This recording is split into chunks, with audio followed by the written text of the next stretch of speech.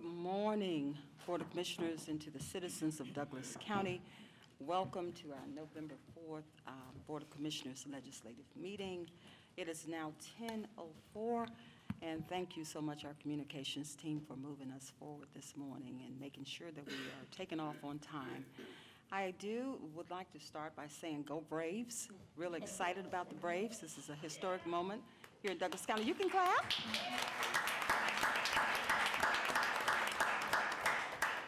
All right, another historic moment for the Atlanta Braves. So thank you all. We're going to move right into our meeting this morning, Board of Commissioners, and I'll start with roll call, as we always do. I'll start with District 1 Commissioner Henry Mitchell III. Present.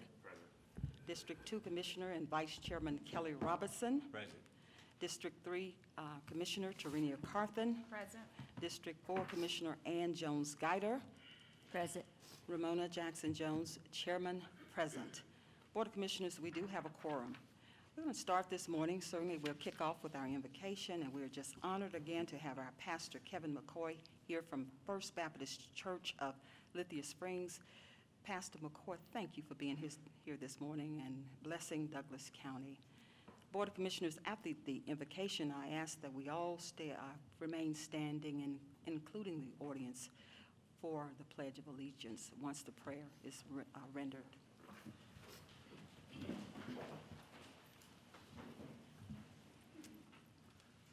Let us pray.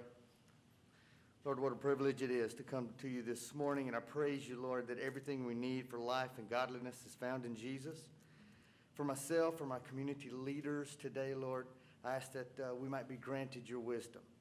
Lord, we thank you for your word, and that the deposit of the Holy Spirit that leads us to deeper truths and understanding is already present.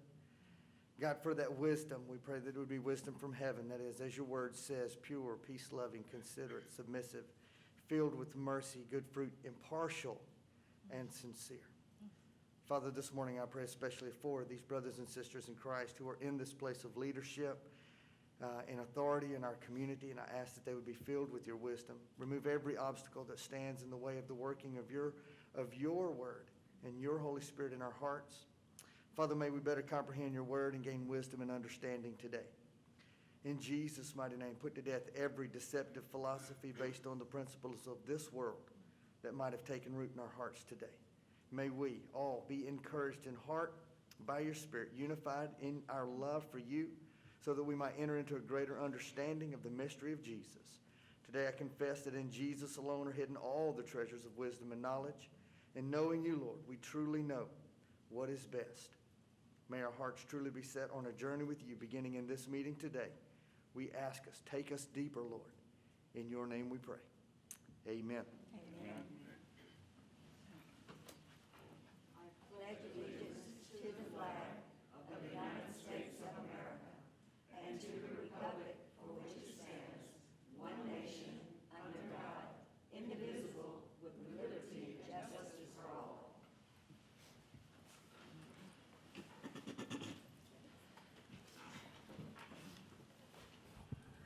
Thank you again, Pastor McCoy, for raining down grace and mercy and prayer over Douglas County this morning. Thank you so much. Clerk, do we have anyone who signed up for public comment? Yes, ma'am. We had one citizen sign in, Ms. Sharon Bachtel. Ms. Batchel, please come forward. And Lisa, if you could, our clerk, if you could provide instructions before Ms. Batchel began to speak. Yes, you'll have 3 minutes to address the board, and just remember it must be germane to the agenda. Once your 3 minutes are up, we'll ask you to wrap up your comments. Okay? Okay. Sharon Bachtel, 6331 South Skyline Drive. Thank you for allowing me to speak. Before I begin, I'd like to express my gratitude to the EMTs and fire department. They had to come to my home last month, and I appreciate their promptness and professionalism. Today, I would like to express my views on parts of your resolutions, number 11, 12, and 14. First, on the county public safety compensation policy. I don't think this is necessary. If the fire chief or sheriff want to increase the wages of their employees, then they should put those increases in their budgets.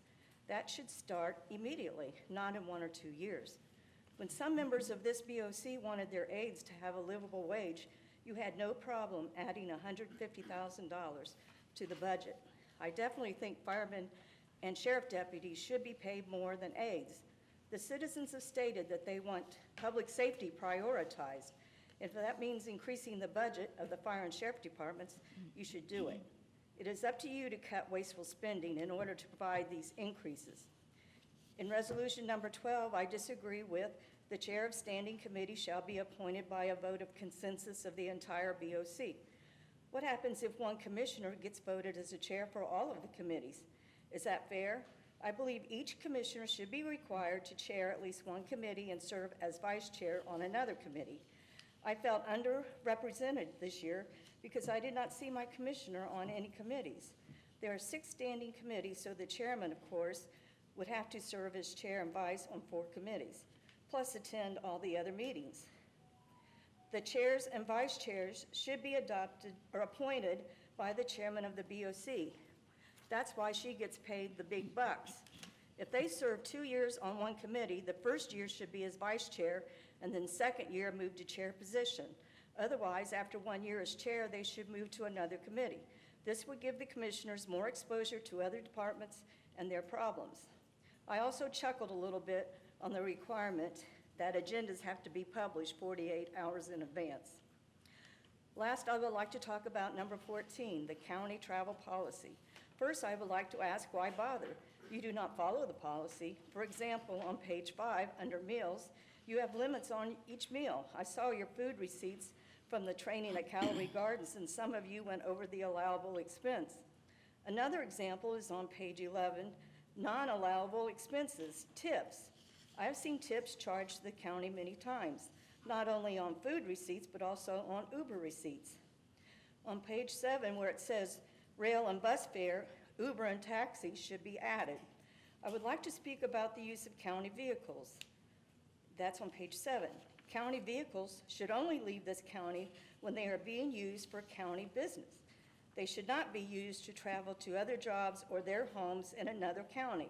That puts miles of wear and tear on our vehicles so that we have to spend more money to replace them. I hope you take my thoughts into consideration. Thank you. Thank you so much, Ms. Batchel, and we will take this matter under advisement, so thank you. Board of Commissioners, at your pleasure, we'll move on.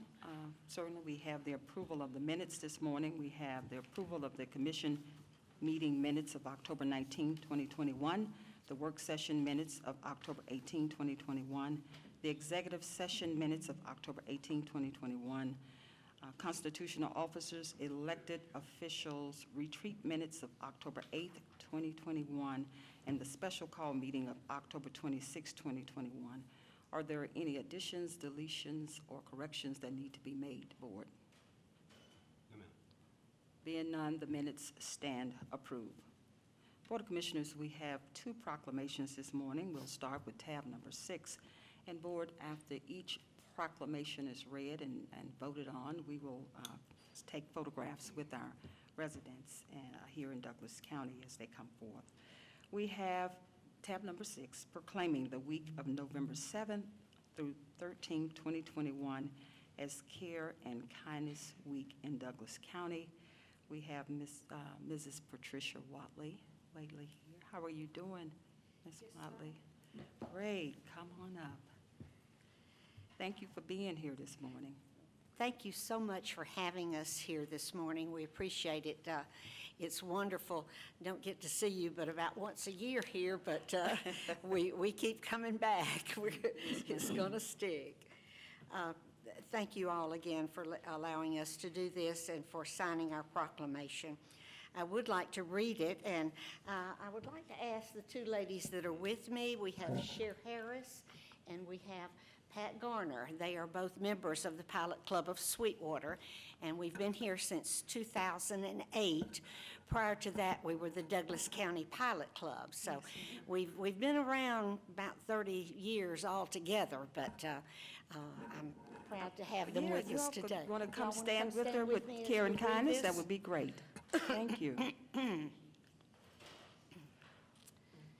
International Care and Kindness Week. Whereas Pilot International was founded in Macon, Georgia in 1921 and celebrate 100 years of service in October of 2021.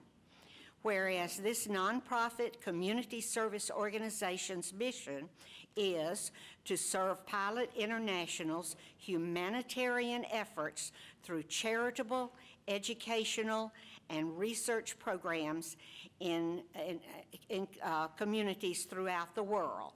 And whereas Pilot's motto is to do more, care more, and be more, and strive to serve communities by reading out of these and reaching out to those who are in need.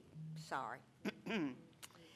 Whereas Pilot International is made up of a diverse group of people who celebrate family caregivers, encourage families and friends to spend time together without their cell phones, and cheer teachers and mentors on through the notes and the drawings from the children, thanking them for their care and kindness.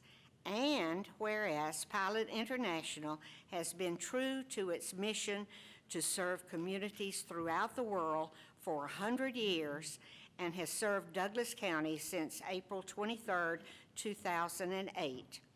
Now, therefore, the Douglas County Board of Commissioners proclaims the week of November 7th through 13th, 2021 as International Care and Kindness Week in Douglas County, Georgia, and encourage men and women who wish to serve their communities to seek opportunities to join Pilot International in fellowship and service.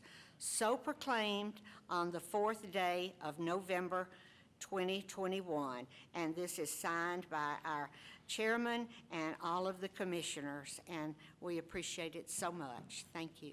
Yes.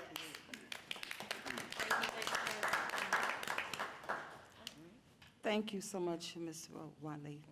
If you would just remain standing for just a minute, Ms. Wiley, I'm going to ask the board, I'll call a motion, and we Okay. will approve accordingly. We want to have the honor of you standing to hear our Okay. votes. Thank you. First of all, I'd like to say thank you to the Pilot International group for doing more, caring more, and yielding so many humanitarian efforts throughout the community, and not only the community, but the globe, across the globe at large. So thank you for being here today, because those kind words and your act of kindness goes a long way. So thank you. Board of Commissioners, do we have a motion to approve proclaiming the week of November 7th through 13th, 2021 as Care and Kindness Week in Douglas County? So move. Second. We have a motion and a second. Any discussion?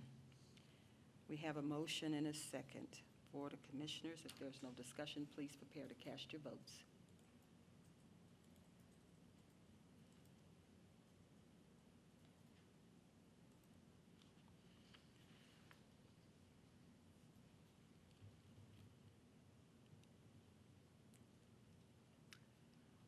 We have a 5-0 unanimous vote, and the motion carries. So we are all in agreement with this proclamation. Thank So you. thank you, Ms. Wiley. And we're going to come down and take a photograph with you all, if that's okay. That's wonderful. Thank you. Let's give them a hand, everybody.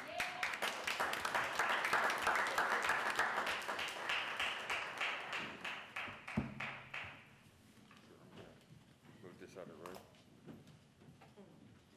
You mean it moves? Gosh, I guess it has to, right? Okay. You want to use my camera? Sure. So I can text you. I'm going to use my camera just like that. Okay. I'll text it. Okay. I'll text you.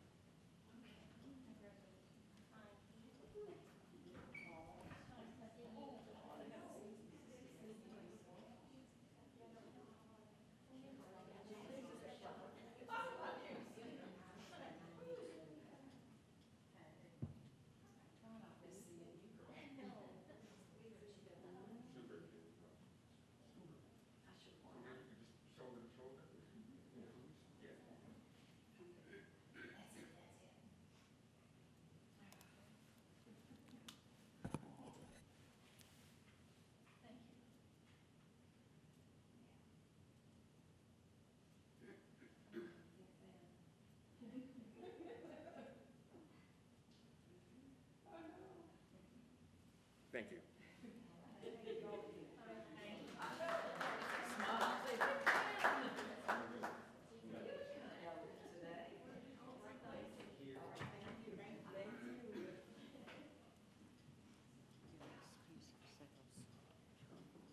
I guess I better give you my Yeah, give me a card. card. Yes, sir. What's your number, please? And I can take care of that while I'm sitting here.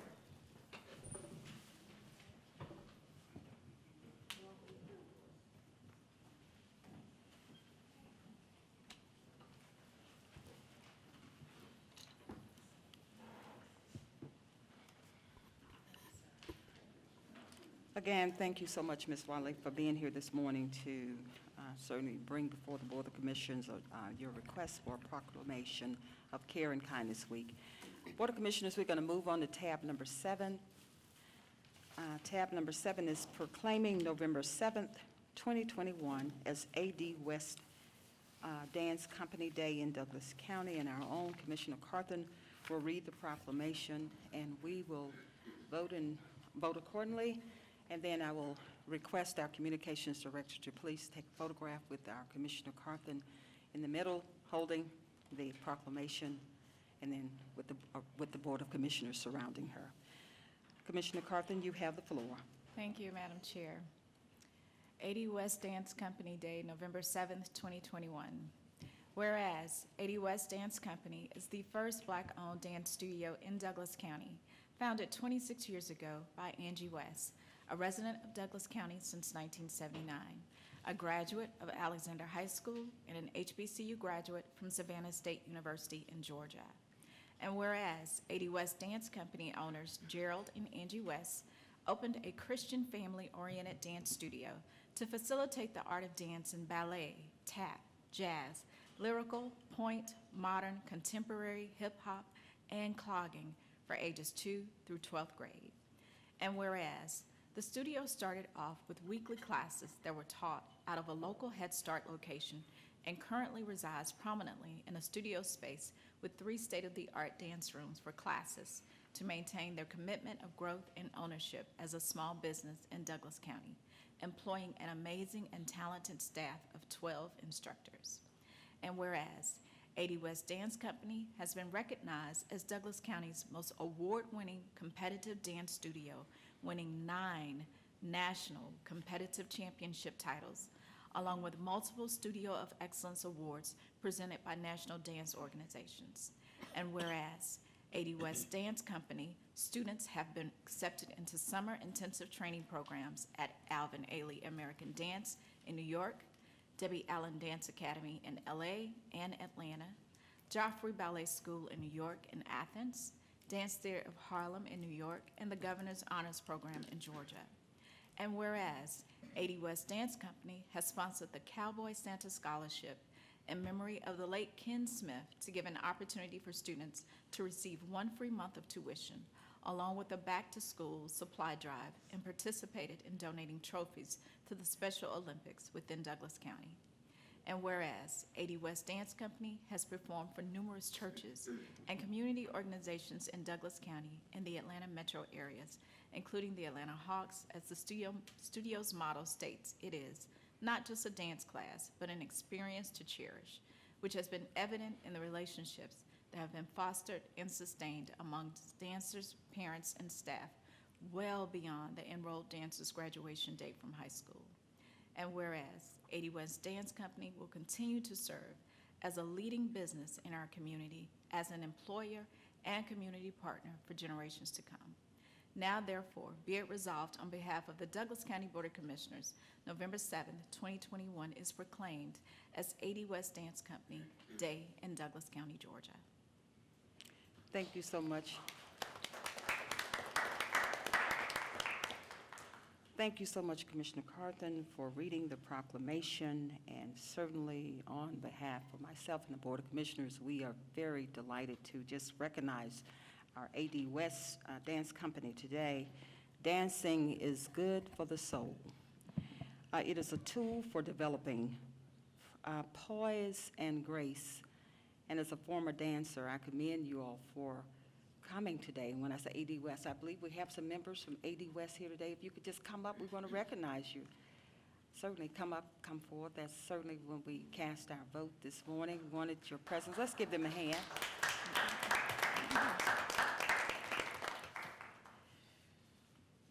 If you could state your names, and we're just so proud to have this organization, AD West, here for 26 years. I believe that's what you said, Commissioner Carthen, 26 years.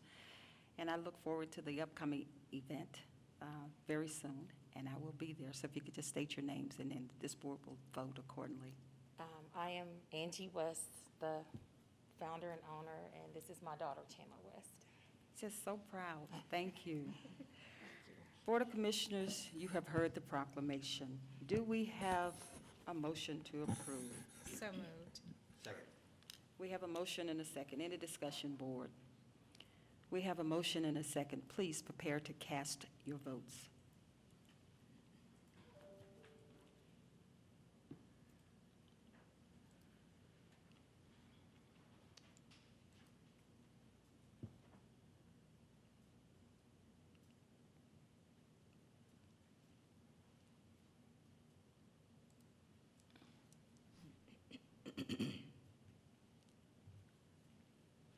We have a 5-0 unanimous vote, and the motion carries. So congratulations, Ms. Angie, and your beautiful daughter. Thank you all for being here today, and we appreciate everything you're doing in our community to keep our youth engaged and poised and prepared for the future. As I said earlier, dancing is good for the soul, so thank you. Thank you. Thank you. Would you like to say a few words? I- You're welcome to say something.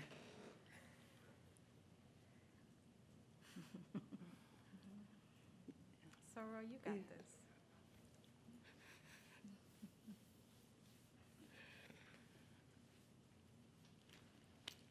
I'm really grateful. And I don't even know, I guess the thought of an 80 West Dance Company Day, I wasn't expecting that. And I really do enjoy working with the kids Absolutely, and you do a in our wonderful community. job. And it is more than a dance studio, you know. We're like a family. It's almost like once you're 80 West Dance Company, baby, even if you choose to be a professional soccer player, you're still a 80 West Dance Company, baby. But I am, like I said, I'm very grateful, humble, honored, all of that. And I wasn't expecting it to be like this. But I'm very touched. And I appreciate all of you all. You're doing welcome. that. Let's give them a hand again. We're so happy with AD West. Thank you. Go down and take a picture, Madam Chair. And we're going to, you know what, I'm glad you all are here. Would you like to come up so we can take a photograph? There's only two, so if there's two, are you okay with that, Commissioner Carter? Okay, come on up.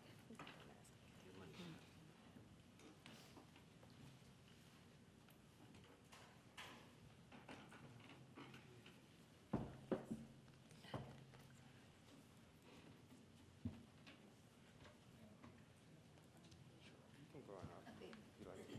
Yeah.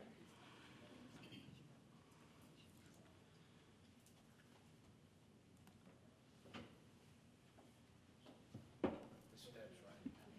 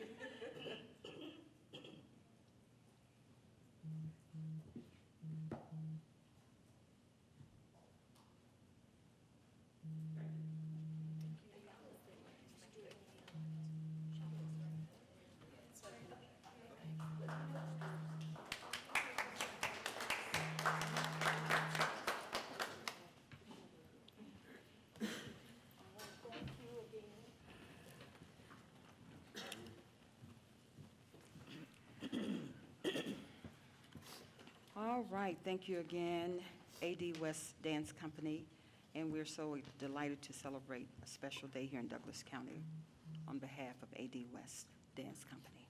Board of Commissioners, with that being said, we will move on to our public hearing.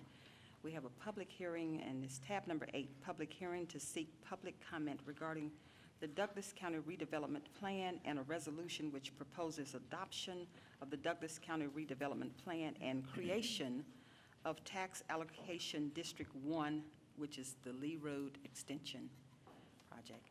We have with us this morning our own Executive Director of the Development Authority, Mr. Chris Pumphrey, is here, and certainly I will ask him to frame this public hearing before I open the floor. You have the floor, Mr. Pumphrey. Good morning, Madam Chair and Board of Commissioners. It's a pleasure to be here with you all this morning. As stated, my name is Chris Pumphrey, representing the Development Authority of Douglas County. We're here for this public hearing for the redevelopment plan and approval of the TAD boundaries. We have prepared the presentation that we had given back in October, so if you'd like us to give that now, we can do that, or we can just hold off. Certainly, it's at the pleasure of the board. Do you all want to see the presentation again? Are you comfortable? Yeah, the public is here. Yeah, the public, we want the public to see it, so All right. sure, please make sure that presentation is provided with your frame, in your framework. Perfect, perfect.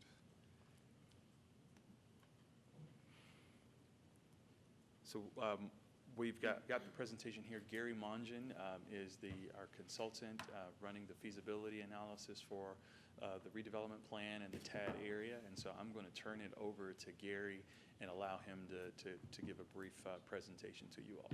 Okay. Thank you, Mr. Gary Mongen. Please come forward, and you have the floor. Morning, Commissioners. It's Good good to be morning. here again and see you Good all morning. again. We've been working on this for the last several months, so it's finally good to get it close to the finish line and put you in a position to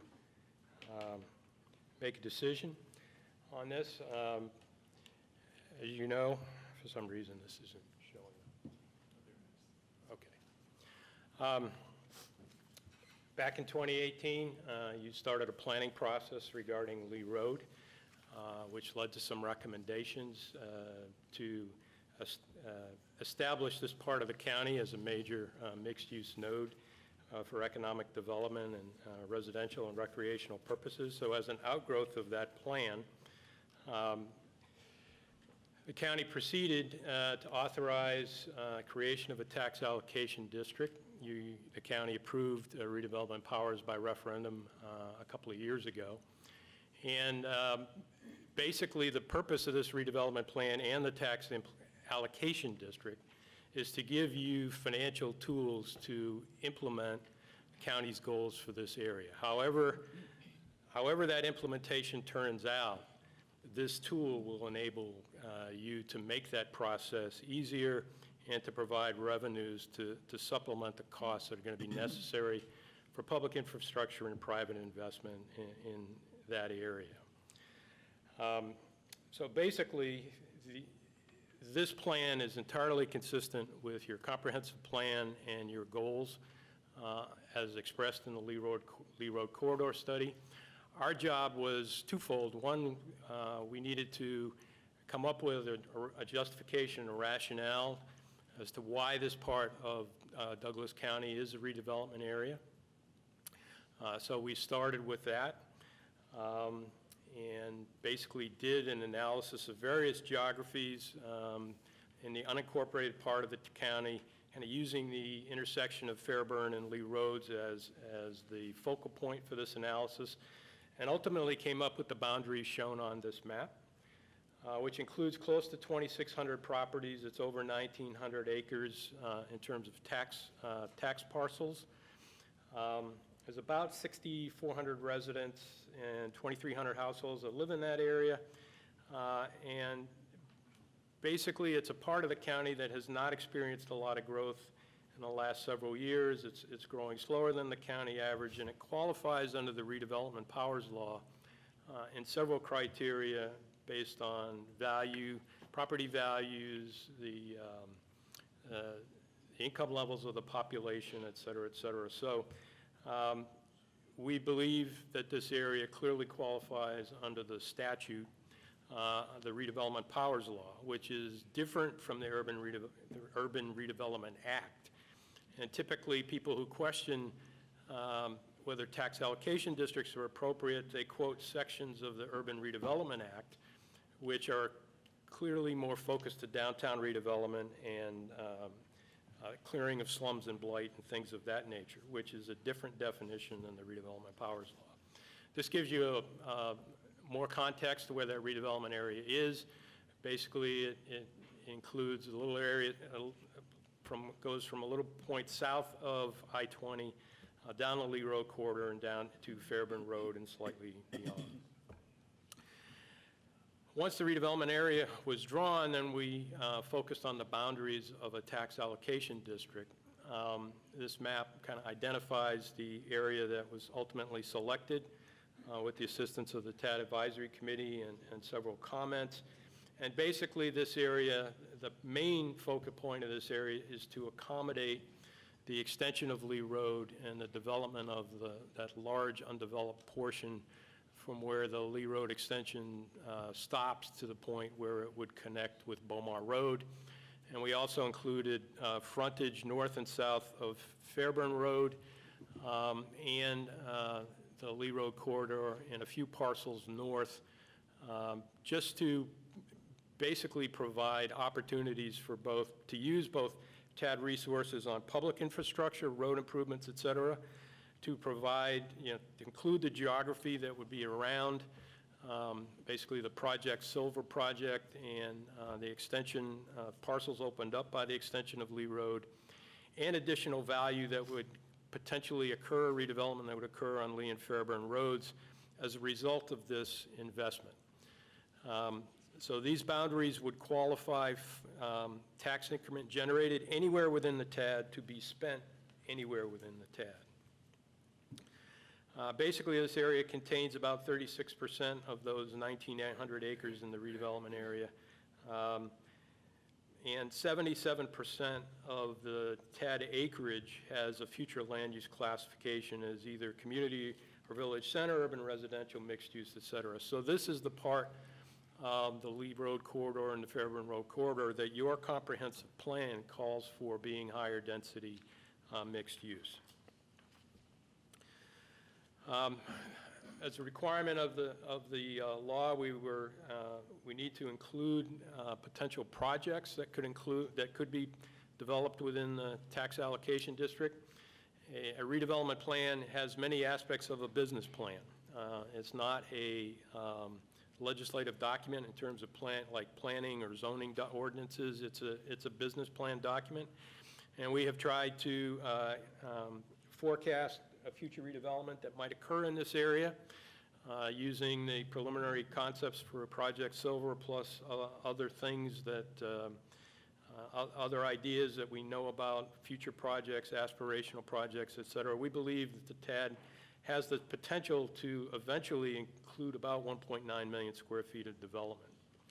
And if it occurs, that would generate about $4.8 million in annual county and school property taxes that build out, including in that number about $1.7 million in personal property digest that's not pledged to the TAD. That's revenue that would go to the general funds of the county and school district. I'll talk about that a little bit more later. There's also potentially 4 other sites that could support development. As the boundaries are currently drawn, it's potentially $100 million of additional investment that could occur elsewhere in the TAD. When the TAD is certified, all of the property taxes collected within that geography I just showed you would continue to go to the county and school district general funds as it always has. The increment would be the value over and above that base digest that's created primarily by new development, as most of the acreage in this proposed TAD currently is undeveloped at present. We believe that over a maximum period of 30 years, assuming both the county and the school district consented, that would generate close to $79 million in incremental property taxes to support redevelopment within this area over a maximum 30-year period.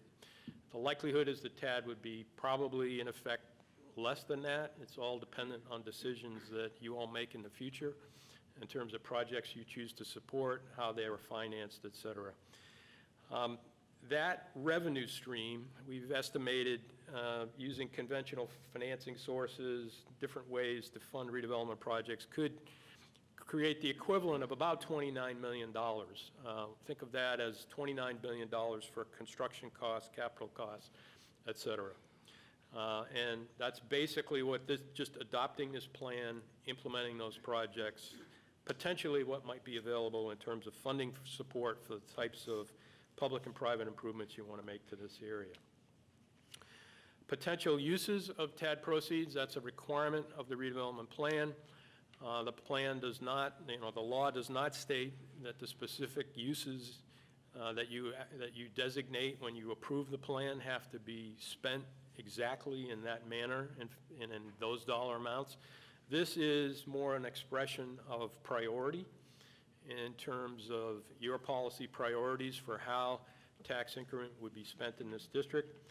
And we've allocated about 25% for the internal roads and infrastructure that would be necessary to make this area developable. Parks and amenities and some of the public amenities that were contained in the concept plan for the original Lee Road corridor study. Some of those could be funded by TAD resources. The extension of Lee Road, which, I mean, you're working on funding for that now. The TAD could provide some supplemental funding for the extension of Lee Road. As currently envisioned in the amount and density of development proposed for this area, at some point in time, there may be need for a parking structure somewhere within the district. So this tool could provide some funding for that. And then we've set aside about 35% of the total for direct development incentives to get projects, catalyst projects off the ground, which may or may not be necessary, but that's what will be worked out over time as agreements are negotiated with individual applicants. Some of the other elements of the redevelopment plan, as you know, I mean, it retains the county commission as the redevelopment agency, enabling you to delegate responsibility to the development authority as you see fit, which is something that would happen over the next few months, making those decisions. And there's some other pro forma requirements of the statute that are included in the plan, including school district impact analysis. The individual TAD parcels are in the appendix of the report as well, so if anybody wants to know if they're inside that TAD boundary, they can by looking at the parcel list. Basically, this is the first and only required public hearing before you vote on the TAD. You cannot vote on it today because I do not believe the advertisement said you were voting today. When you decide to schedule the session to actually vote on the plan, you could have another public hearing in advance of that vote. Should you make the decision to approve this redevelopment area and TAD, the final step would be to work with the county assessor and submit the paperwork to the Department of Revenue to get the district certified by the end of December. As of December 31st, certification would occur early next year. To conclude, I'd just say three things maybe about what a TAD is not, which often confuses the public. By creating a TAD, you do not approve tax abatements to individual properties. That's not what tax increment financing is about. It does not affect anyone's tax bill within the district. They pay taxes like they always have if they're homeowners. We have few homeowners in the district today, but should homeowners locate in the district in the future, they pay the same taxes as any other homeowner in Douglas County. They qualify for the same residential exemptions. There's no impact on the tax rate and millage rate inside a TAD versus outside the TAD. It's all the same. So the typical things people are concerned about when they hear about redevelopment powers would not affect property owners that are not inside these redevelopment projects. And the final point is, it does not automatically entitle any entity to receive TAD funding either directly or indirectly. That's a decision, those are individual decisions made down the road in individual agreements. So that's all I have to say, and be happy to answer questions should the public have them. Okay, thank you so much, Mr. Gary Mungin. Any questions, board, before? Okay, we don't have any questions for you. Director, Executive Director, you finished, and then I'll open for you. Are you complete? Okay. All right, Board of Commissioners and citizens of Douglas County, this public hearing is now open. Do we have anyone here to speak for or against this public hearing notification? Anyone here to speak regarding the TAD Tax Allocation District? Okay. And I'll do it separately. Anybody for? No one has come up. Anyone against? Okay, with that being said, this public hearing is now closed.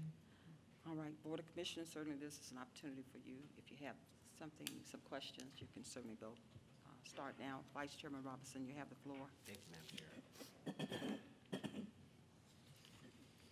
Chair. Thank you, Madam Chair, Board of Commissioners. Thank you, Chris, Gary, for being here.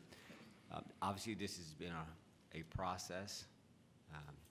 This is something that obviously the citizens got behind a couple of years ago, as referenced in your comments regarding, obviously it was on a referendum, giving powers to establish a TAD. It's just a tool. But along with just being a tool, it was the process that the citizens would participate in to create this area. It's that vision, it's that master plan, it's that engagement. It's not about the transaction itself. It's about how the citizens saw how this part of the area could be redeveloped. Obviously, it's a targeted area. We know that it comes with certain qualifiers, whether it's income, whether it's value of assets, as you mentioned.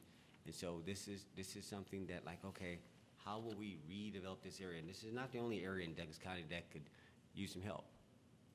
Obviously, the county, like our bodies and like the earth, will age. It needs to be replenished, retooled. And so this is the area that we believe is an appropriate use.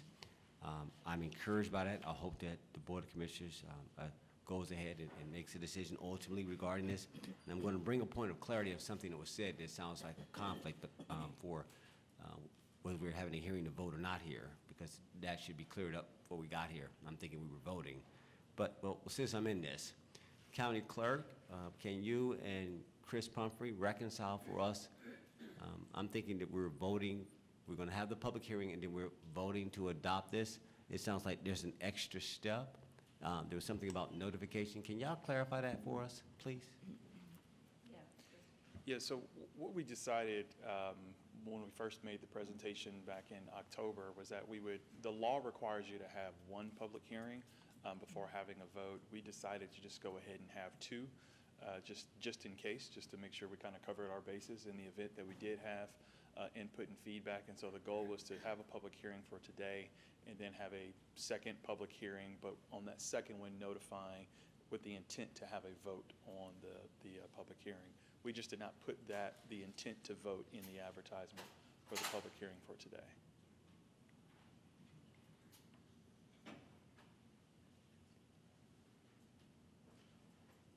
Who did the advertisement? We did or you did?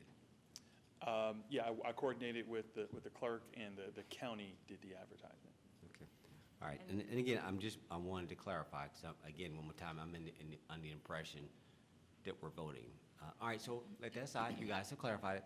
What's the timeline for implementation? Once this is ultimately approved, what's next? And I heard you, but I need you to say it now for the record. Yeah, indeed. So there's a couple of steps in there. One, we would come back, do the public hearing, have the commissioners adopt the redevelopment plan and establish the TAD boundaries. which are the things that we presented today. There's a resolution that we've been working with the county attorney on that would basically, that is the resolution that you all would be adopting. And so they have a draft of that, and then we'll finalize that, circulate that to you all for consideration well ahead of that vote. And then once that's done, then we go to the Board of Education, who I spoke to this past Monday evening.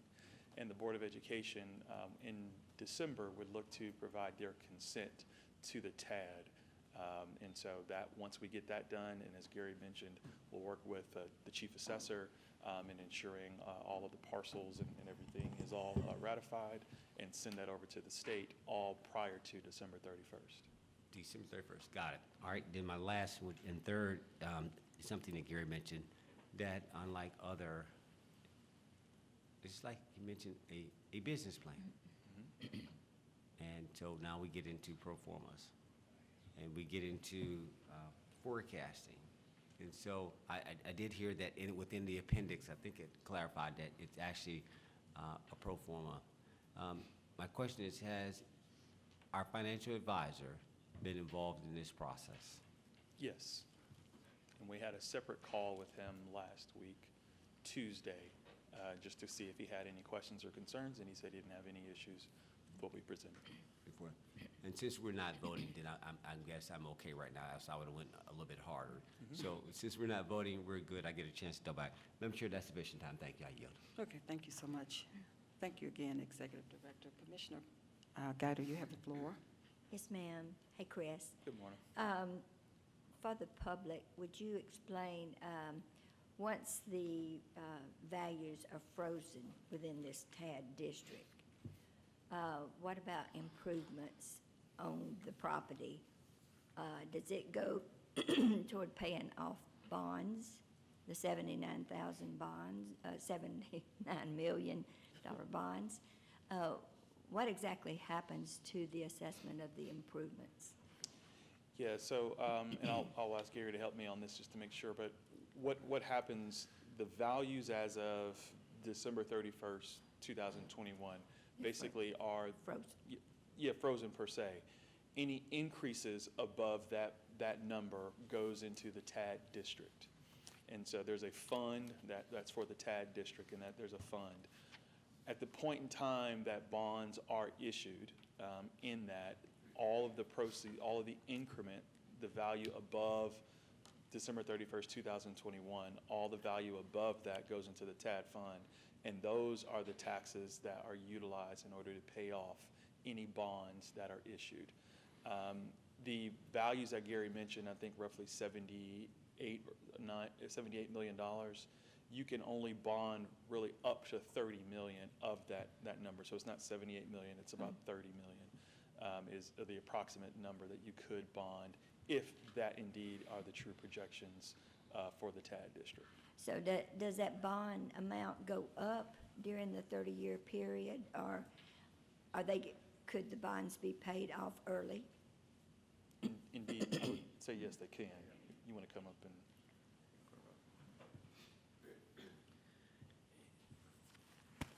In terms of how a district would work, from a taxpayer's perspective, their bill would be, they wouldn't know the difference. The finance department would establish a special revenue fund or, non-major governmental fund. Just, you probably have several of them in the county now. They would make the finance department would make an annual calculation in terms of the percentage of total taxes collected within the tax allocation district that is increment, and would put that increment into that special fund.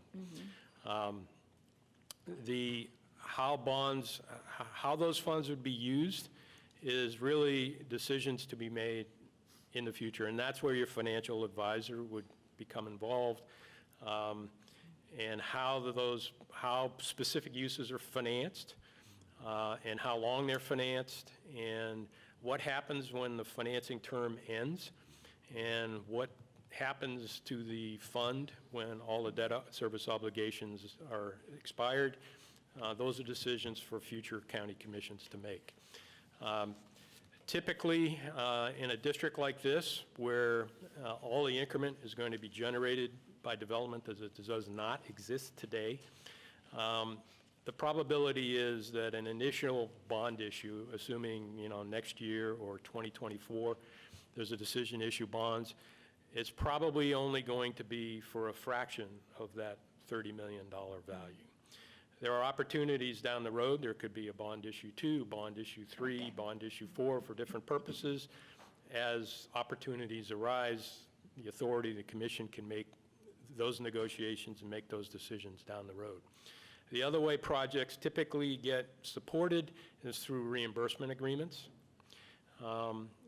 Should the county commission or the authority agree to provide funding for a project that would not be feasible otherwise, or to invest in, public infrastructure around that project or whatever, you could do what's called a reimbursement agreement, which would be basically over time as TAD revenues become available, the applicant would be entitled to receive an annual reimbursement. Typically, it's based on the taxes that parcel generates. So those are the different ways that obligations are financed over time. My guess is typically how other TADs have worked, the ones that have done in the early 2000s, usually by 20 to 25 years. If it's all financed off on an early bond issue, that usually by the end of 20 to 25 years, those bonds can be retired. And once those obligations are over, should a future county commission decide, we're done, we accomplished our goals, dissolve the district, then all of that increment would go back to the general funds. Okay. So that would be the goal,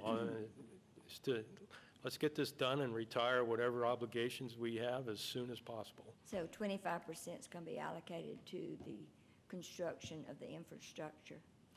Those are the guesstimates we have at this time. They're very substantial. We estimated the infrastructure costs related to the original plan. They're like $180 million total horizontal costs. So that's likely to change as the plans evolve. But in order to incentivize high-density development, no matter what it looks like, is going to require significant infrastructure in that area, and it's going to require the future extension of Lee Road at some point in the near future, probably within the next 5 years or so. So there will be plenty of need for public investment in this corridor. One way or the other, whether you use tax allocation district funds or a combination of that and SPLOST or any other various financing sources, you're going to have to pay for it some way. This is one mechanism you can use to help pay for those kinds of costs. Okay. One last question. Sure. 6,400 residents. They will not be displaced. No, just remember, the 6,400 residents live in that large redevelopment area of 1,900 acres. The TAD is substantially smaller than that. That's only in the specific area that we designated. There are some residents who live in that area, but again, right now there's no plans in terms of the projects that we know about that we've included in that revenue forecast. None of those projects are going to impact existing residents directly or. But they could sell if they wanted to. They could, yes, but no. I mean, there's no going to, other than potentially what might happen through acquiring right of way for Lee Road, like any road project. That's the only, public acquisition that would be required. I mean, the authority's already in negotiations to acquire the bulk of the redevelopment parcel, and that's certainly a voluntary transaction. Okay, thank you very much. I yield back now. Thank you so much, Commissioner Guider. Any other? Commissioner Mitchell? Just one, Chris, and thank you, guys. I really appreciate this information. But I, too, like Vice Chairman Robinson, I thought we were here to vote and either move or not move this project, which I think it's a great project. But however, can you just explain, and you may have already did this, and my little pea brain tends to get lost, but please explain, why should we move forward with this tax allocation district? What's the benefit? What's the benefit not only to just the public, but to the citizens of Douglas County in doing this, which I know that the benefits are, but what's the benefit in doing this? Yeah, great question. And so when we set out a year or so ago in getting the redevelopment powers, it was really to move forward economic development in this corridor. And as was defined in the characteristics of the redevelopment area, it's an area that needs substantial improvements. You know, when you look at the income level, the household values, when you look at just the pace of growth in that area, it kind of meets all the determinants for why you need to kind of put tools in place. Furthermore, when the public went out and participated in the public input for the master plan that you all adopted a few years ago, they identified a number of things that they wanted to see happen. And as we kind of went through that analysis that Gary just referenced, it was roughly $180 million to develop, you know, a site like that. You weren't going to get the private sector to come in and develop a $180 million site of that nature. And so we knew we needed to have tools in place in order to move that forward. And so that's why we went and got the public's support for the redevelopment powers, and now following through with that support in order to create the TAD. Got it. And two, wouldn't you say too, though, we've already invested in that area from the state, from the local side of it, just dealing with the Lee Road widening and I mean, going to Fairburn all the way back to 78. That has been an investment that's already been kind of talked about, and actually there are dollars and cents that are addressing that particular area, correct? Yes, sir, that's correct. Yeah, so, but I just wanted to just kind of, just for the public, I'm not gonna, I mean, I really thought that we was getting ready to do something, either decide on this, but time-wise, the next meeting, I'm assuming this is when the next meeting you'll actually ask for another public hearing, if Yes, I'm sir. hearing you correctly. Yes, And sir. then we'll call for either to move forward or not. Correct. That's when you'll ask for the vote during that time. Yes, And sir. that timeline, because I know this is time is of the essence in all of this, is that works for you guys and what we're trying to do, basically. Yes, sir. And so the goal would be to have you all adopt this, adopt the redevelopment plan, approving the TAD boundaries with the resolution that's be provided by the county attorney. And then we would go to the school system in the Board of Education in early December for their vote to consent to what you all adopt. Got it. And then once we get that consent, then, as mentioned, we go to the assessors. Everything has to be in place by December 31st. Right. And is that enough time, though? That's what I'm alluding to. Yes. As soon as we come to the next meeting with the resolution, the Board of Commissioners part is done. And then the school system, their consent is done, and we pull all that together with the assessors. Yeah, it's definitely enough time. Okay. Commissioner Mitchell, can I jump in on this? Absolutely. Please. So, Chris is absolutely right. We've been in groups sending back and forth resolutions, and we got comments just this morning from Charles Watley, who's one of the consultants. So the resolution would not have been ready today because we're still getting comments from their experts. Understood. Sending it back, and of course, your financial advisor's vetting them, and we're vetting them. But I think we'll be ready to go with it's not like it's a major apps that we're trying to cross, other than it would not have been ready today, regardless of however it was advertised, because of those comments. We also have shared a school board draft resolution for the Development Authority to share with the school board. And I think just for y'all's timetable, what's different is you are the developer in this TAD. It is your TAD as opposed to it's somebody else's TAD and you need all these agreements. Now, the collateral agreements, I think, as Gary said, will depend on how much is financeable in this deal and what is pledged if the school board goes along with it. But Chris has already started those conversations. But your key deadline is to get this in place before the end of the year so that the increment is set this year. And it doesn't, if you wait into next year, the increment is set at the end of next year. That's the problem. Right. So I think we're on the, well, Gary, I think, and Chris, we're all on the same sheet of music. Yes, sir. But I just want to make sure I stepped out to go to the restroom. The resolution is still getting commented on by the Development Authority experts as we speak, because I got one this morning from Charles Watley. So Okay, well, good enough. And two, though, so if I'm hearing this correctly, there are conversations, ongoing conversations with various entities and assuring that when we shore this thing up, it's ready to kind of either move or not. Yes, sir. Okay, Yes, sir. just want to make sure. Okay, thank you, Chris. And And again, just- Job, go ahead, I'm sorry. And I just to make sure, to Gary's point, we're just approving the redevelopment plan. Mhm. The other things as it relates to, the financing, Right. the other priorities, how you'll, use the funds in certain ways, that's kind of the next phase That's a after whole we nother get the conversation. district in place. I get it, I get it. And thanks for reiterating that, so the Yes, sir. general public can understand that, though. And especially for this, for my colleagues and everybody else to also get, though. But again, thank you, guys, and I really appreciate it, and great presentation, and I guess we'll decide on, at the next meeting, kind of what direction we decide to go. Yes, Thank sir. you again, and I yield back, Madam Chair. Thank you. All right, thank you so much, Commissioner Mitchell, and thank you so much, Executive Director Chris Pumphrey, for the first public hearing. We had one today, and we look forward to the one. And clerk, for the record, what, our next meeting, so we'll be prepared. And just for the record, it's the 17th of November? Just for the record. It's the 17th. Okay, okay. The 17th, we look forward to you coming back, and of course, rendering another presentation. Then we'll open for another public hearing, and then we'll vote. This board would vote accordingly, so thank you. Thank you. Okay. All right, board, if there are no more comments regarding tab number 8, we'll move to tab number 9. Tab number 9 is, we've had a slight amended.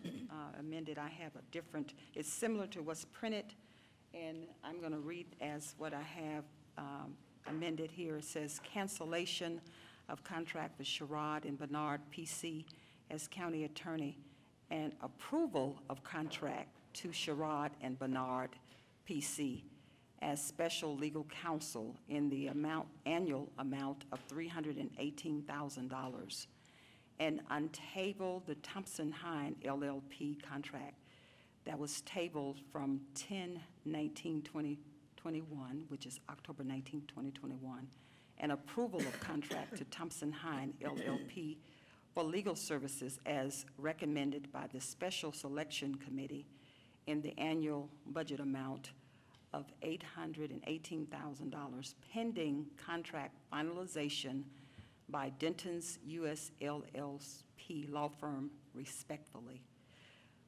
Board of Commissioners, you've heard what I brought before you. Do we have a motion? Madam Chair, I make a motion that we untable the Thompson Hines contract. Second. Okay. That untable it to be able to do the. Yes, okay, we have a motion and a second on the floor.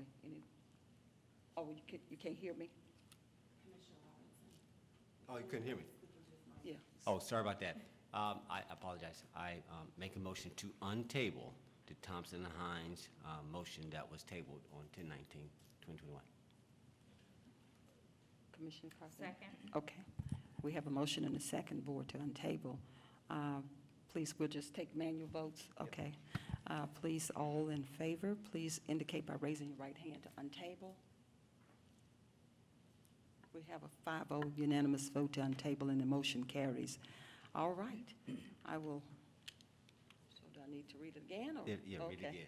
Let's make it clean. Okay, I will reread this since this item has been untabled. Just one point of order, Madam Chair, just for clarity. Okay? Okay. So we untabled that item. There was another item that was tabled in reference to, is that the same untable when we did with Sherrod? No, and- we didn't table anything related to Sherrod, so that's why I was trying to bring them together. I'm gonna read it together now. No, I'm saying we need to untable the last meeting that, so what I'm asking though, and can you guys help me? There was last meeting we tabled Ken's item. We I did think not- the only thing that was tabled was the Thompson-Hine agreement, and It so was. now it's been Okay. untabled, and Good. it's part of the business item 9. Okay, good enough, okay, I'm good. I yield back. Okay? Okay. I will proceed. Mhm. Board of Commissioners, do we have a motion to move with the cancellation of contract with Sherrod and Bernard, PC, as county attorney, and approve a contract to Sherrod and Bernard, PC, as special legal counsel in the annual amount of $318,000 and approve a contract to Thompson Hine LLP for legal services as recommended by the Special Selection Committee in the annual budget amount of $818,000 pending contract finalization by Denton's US LLP law firm respectfully. Do we have a motion? So moved as read. Do we have a second?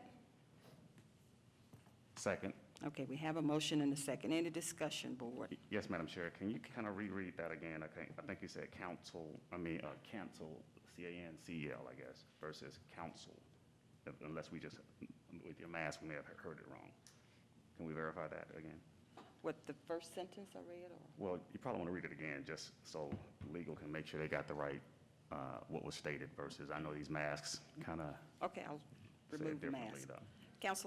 Cancellation of contract with Sherrod and Bernard PC as county attorney, and move forward with approval of a contract to Sherrod and Bernard PC as special legal counsel in the amount of $318,000, and approve a contract to Thompson Hine LLP for legal services as recommended by the Special Selection Committee in the annual budget amount of $818,000 pending contract finalization by the Denton's US LLP law firm respectfully. Board of Commissioners, do we have a motion? You have the You motion. We already have a got it. motion and a You already- second. yeah. We have a motion and a second. Any discussion, board? We have a motion and a second. Please prepare to cast your votes. Okay. Board of Commissioners, all in favor, please raise your right, indicate by raising your right hand. 1, 2, 3. Okay, is all opposed? 1. We have a 4-1 vote, and the motion carries to approve. Thank you, Board of Commissioners. We're going to move on to the next item. Commissioner Carthen, you have the floor.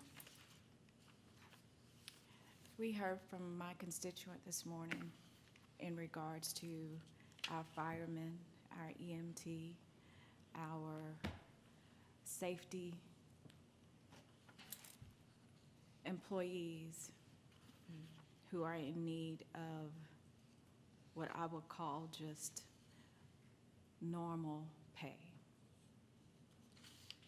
For this board to now put in place a special legal counsel in the amount of $318,000 when my firemen are not even making $40,000 walking in the door is absurd.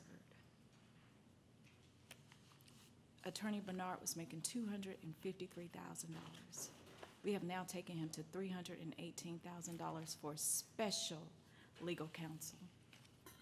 I have had judges come before me, call me on my personal cell phone, begging for clerks to have raises. I have a judge who's not even making $100,000 who is here almost every day in our juvenile court.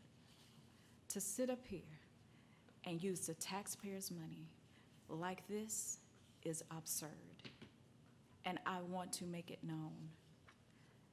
Now, I heard my citizen in regards to the aides, but the aides, this is 5 times worth the aides.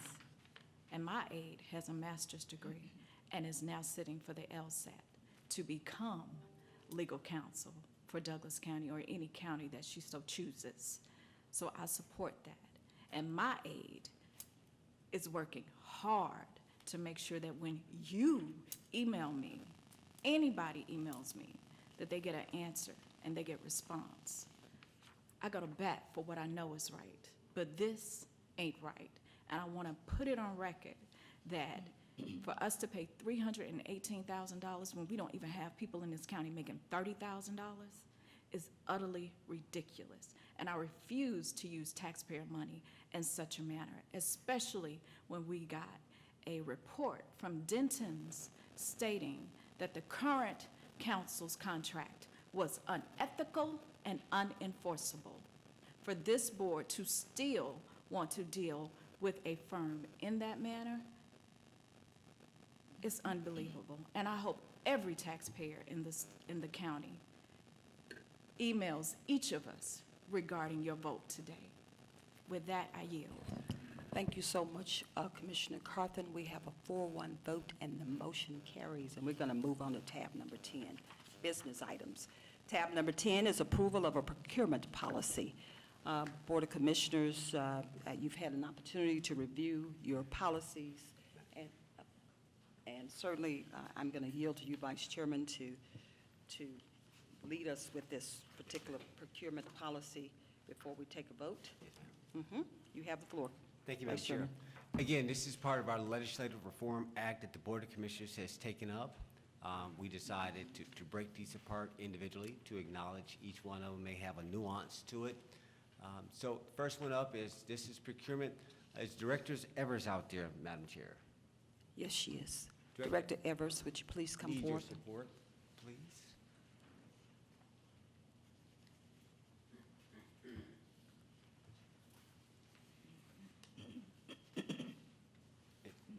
Hello. Good morning, everyone. Good morning, Director Evers. I'm going to keep this one simple. I'm just trying to see, are we ready? Are we settled and ready to vote on this? Do you think we need more time? I know comments were coming in, so it's okay with whatever the state of being is. I Just think let we us need know. more time. We need more time? Yes. We'll leave it at that. Madam Chair, I'd like to table this to our next meeting, please. You can make a motion, if you would. Board of Commissioners, I make a motion that we table this line item regarding the procurement legislating to our very next meeting. County Clerk, what's the date certain? To November 17th? Yes. 2021. Yes, November 17, 2021. Yes. Yes, Okay, that's second. correct, yeah. Second. We've got a motion. Can you go back to you, Madam Chair? Okay. Board of Commissioners, we already have a motion on the floor. I've already seconded. Any discussion to table approval of the procurement policy? No. Okay, please indicate by raising your right hand if you. Table.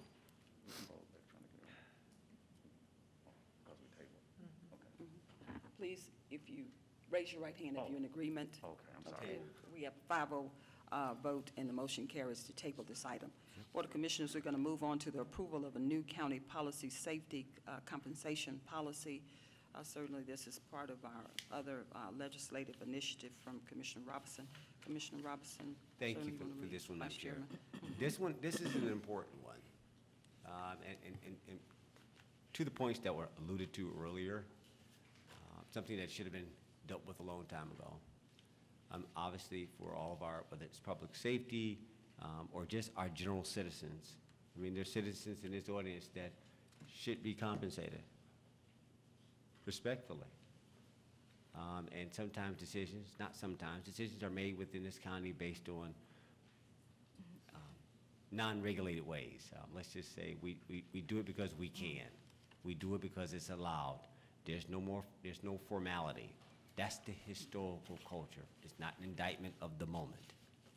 It's what it's allowed to become. And it's something that I know it impacts morale. It's great to talk about it in today's moment, but okay, it ain't like it wasn't here all along. And this was an attempt to try to address that. And I think it was a very, very good faith. There is a fiscal impact to this. We recognize in this, and there's no need to shotgun this. Just make sure, like guys, it is necessary to look at this, knowing that you know this is going to cost us. You can only squeeze so much. Now, I can't make up the sins that you didn't feed the children for a decade. But at the same point, it's like, okay, we're going to have to slow roll this and get to it over time. And that's what the attempt is. So, Madam Chair, with this one, I know everybody, the Board of Commissioners should have received a financial analysis from our finance director earlier this week. We know that tomorrow we have a budget retreat. We must see what this year's upcoming budget is going to be, so the two must converge. Therefore, Madam Chair, I think in this area right here, this is another one that we should table until the next meeting, until the board has had a chance to see the full magnitude of our budget, respectfully. Okay, thank you so much, Vice Chairman. Please call a motion.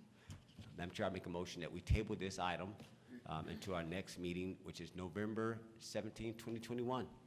Okay, Board, we have a motion to table. Is there a second? Second. Okay, we have a motion and a second. No discussion. Okay, please indicate by raising your right hand if you agree to table. We have a 5-0 unanimous vote, and the motion carries. Thank you, Board. We're going to move on to tab number 12, approval of new BOC committee policy. Board of Commissioners, certainly, Vice Chairman, you want to lead this one as well as in Absolutely. legislative policy? Correct. Thank you, Madam Chair. Again, this is an attempt for the Board of Commissioners to normalize a committee structure that has never been codified adequately. I appreciate the public comment earlier. Robert Rules of Order allows you to do it the way that's being proposed. There is no right or wrong. It's how the board determines to do it. It's how the board decides to pick amongst themselves. That being said, there were some comments that want to come in regarding the board committees. And first, I want to also acknowledge all staff who weighed in. Your comments went directly in. Right, that's important. Staff's comments went in. But what's important for the board is we have to debate amongst ourselves what goes in and goes out. So on this one, County Clerk, do we have any comments that came in regarding this? It's time to read it at this point, and we can go ahead and select the insertion for it. Comments from the board? Yes, ma'am, for just this item. Yes, we have comments, I believe, from Commissioner Guider. I can't hear down here. She said she have a comment from you, Commissioner.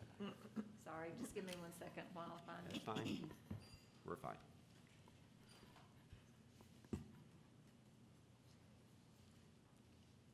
And while we're waiting, Do you have I a have comment? Commissioner Guider says she has it. Can Okay. you read your comment, please? Okay. Commissioner you Guider. have the floor, ma'am. Got it. This is in regard to the formation of standing and special committees. I suggest that it remain that the chair of the Board of Commissioners, and with the consensus of the entire BOC, appoint the committee chairs and even vice chairs. And that the chair of the Board of Commissioners shall serve as ex officio member. That's a non-voting member. The reason I'm saying this is I feel like the chair of the Board of Commissioners, who must run countywide, must be voted on countywide, and that the citizens of this county pretty well appoints her as the leader of the Board of Commissioners. We run in our districts only. So, and I think this is taking away her authority. This is normal procedure in Congress.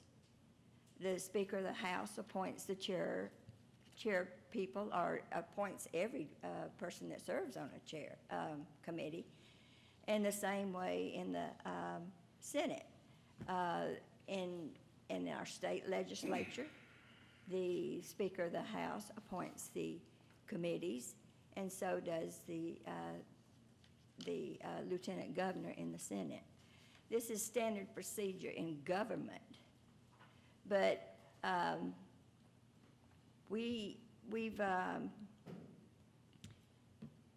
when you give the power of the chairman away to the district commissioners, you're diminishing her, really her power to be the leader of the county. And I just don't believe that this is apparent. This, because I'm suggesting that it be voted on by the entire board after she appoints them. This gives transparency to the process as to why the board would not agree with the chairman. And so they'd take away some bias and party affiliations and things like that away from them, unless they want to make it very apparent that that's what they're trying to do.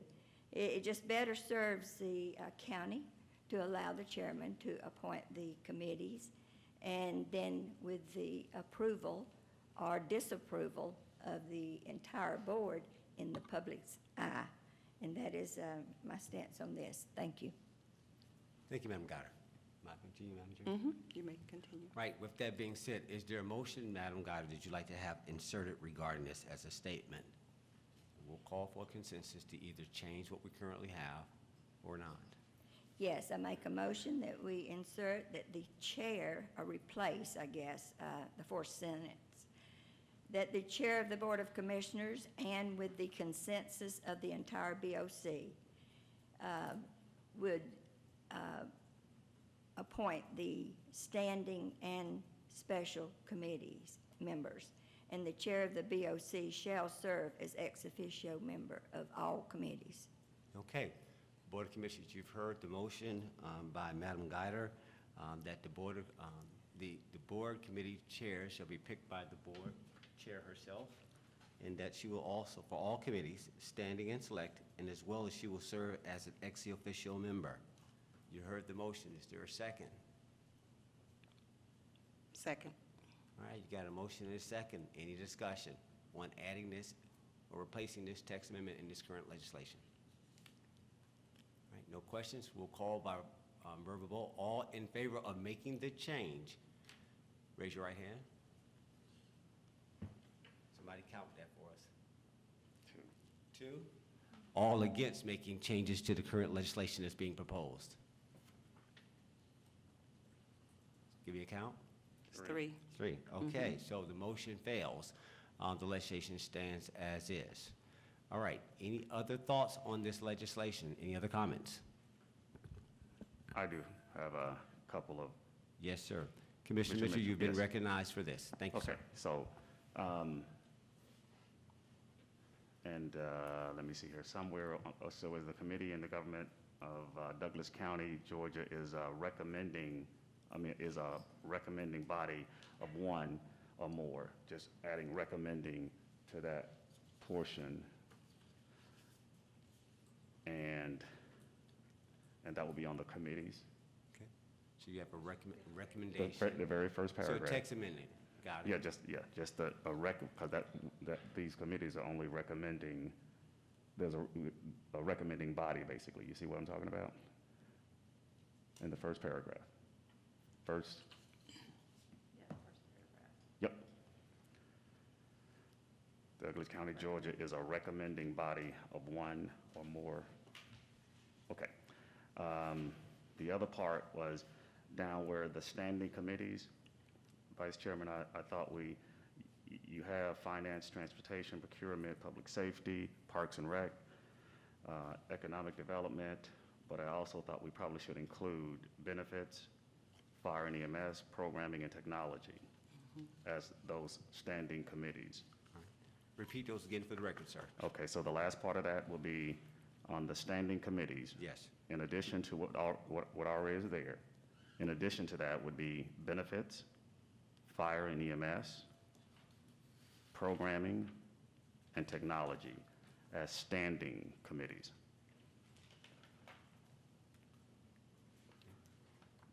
Okay, all right, so I'll move on. So County Clerk, you got those. One was the text amendment, the other one's to add additional names before we call the motion to add to minute or consider. Did you get them? Thank you. Yes, okay. Okay, and just from a typo, and you guys tell me I'm not the best at grammatical, but that Board of Commission and Formation, the second paragraph, what is this? I'm trying to find where I am. Formation, you see that paragraph, formation? And this is a text amendment. I think it's the second page. Okay, where it says, there's a lowercase for Board of Commissioners, shouldn't that be a capital B? Or lowercase is correct?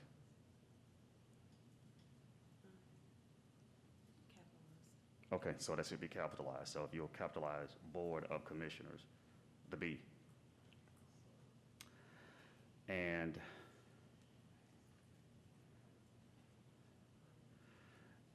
going to authority, that paragraph, where it states the chair shall have the same authority. The committee chair shall have the same authority.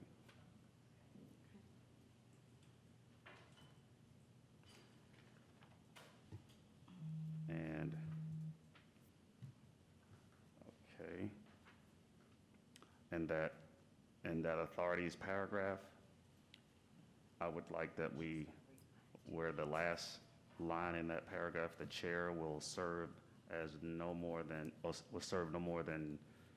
24 consecutive months. That entire last line, I think we should omit that and not put a timeline on it, Vice Chairman Robinson. Okay, and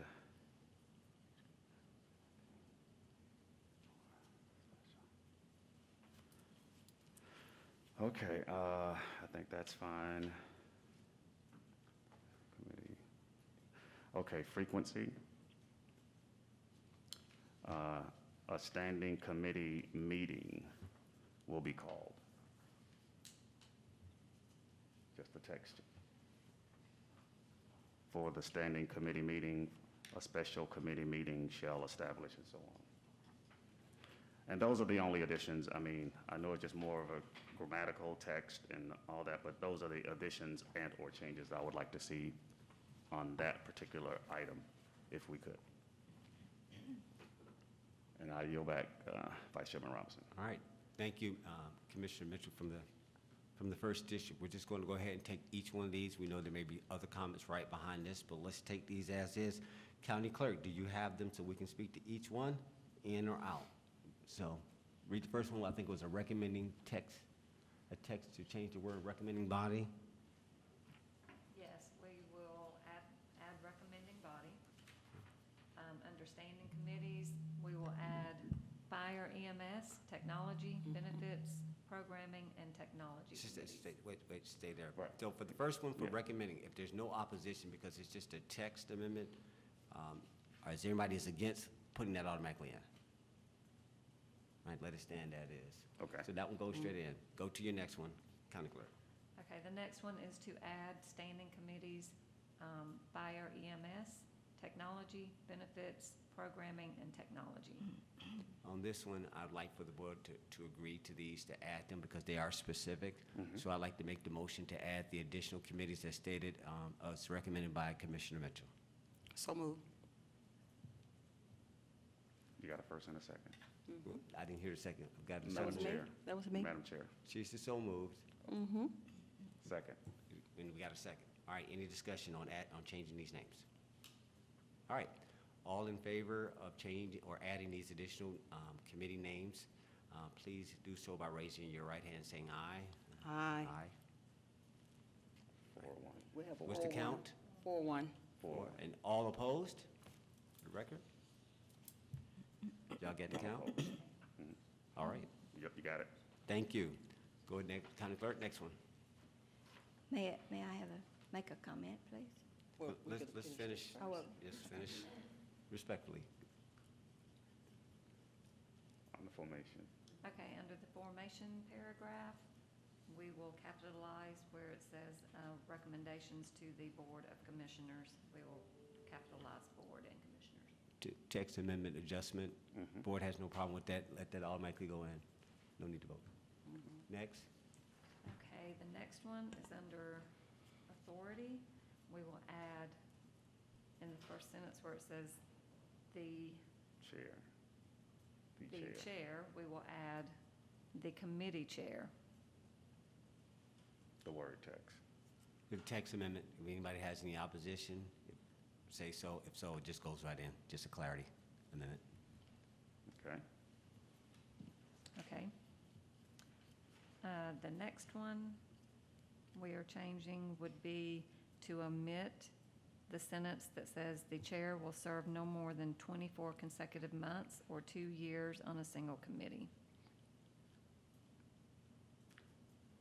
All right, on this one, I think we should be materially, this is material because it speaks to a commitment of how much or how less a person wants to participate in a role of responsibility. So I make a motion for the board to accept the motion to take off any time frame associated with committee chairs. So move. Second. All right, we got a motion and a second to change committee chairs to having an unlimited time frame to being the committee chair. Any questions, any comments? Yes, Madam Geiger? thank you. The committees, what the public needs to know, that the committees are being taken over by some rogue commissioners.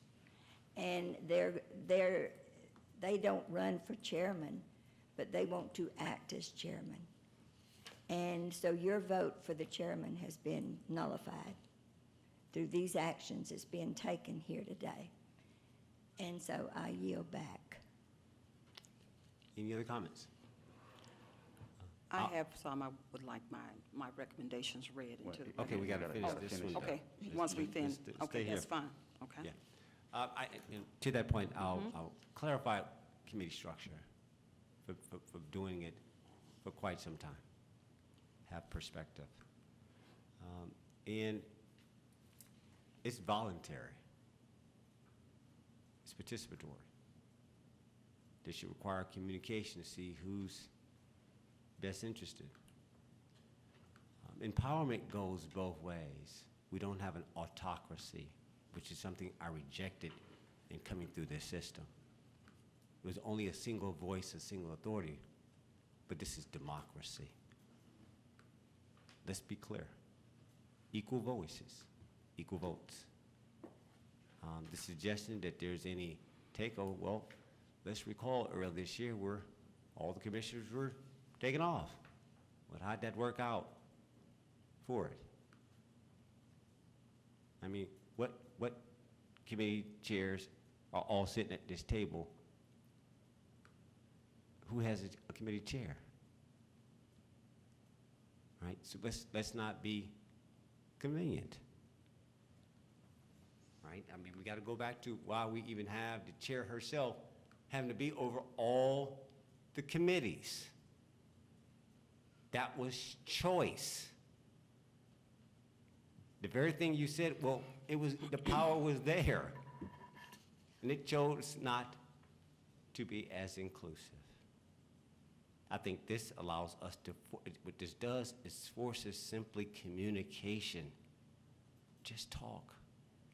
But there's no executive order. This is not judicial. This is democracy. And everybody gets to weigh in. So I just had to pause on that allows just for everybody to voluntarily get involved, right? Conversation. I yield. All right. Madam Chair. Let's finish, because I've got this right now. So let's finish this one out. On this one, we all weighed in. Is there any other comments on this particular topic? Not on this. I'd like to follow up on your comments. Please do. You have the floor. My memory serves me right, the chairman did appoint somebody to each committee, and the members of this board refused to serve. And therefore, she, by default, had to serve as the chairman.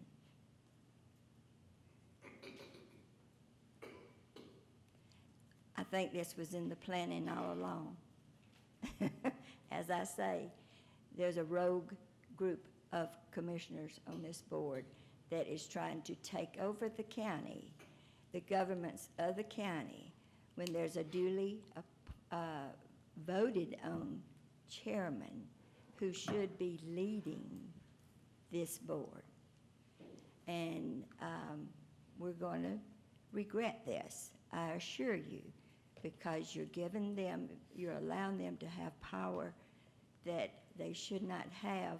In fact, because of a select committee of two, I guess two, it may have been three, the whole debacle on number 9 about the county attorney was caused by that self-appointed committee because they don't read contracts.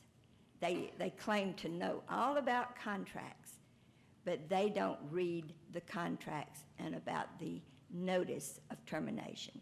So they can act like they're just going about the county's business, but this is a takeover of the county business.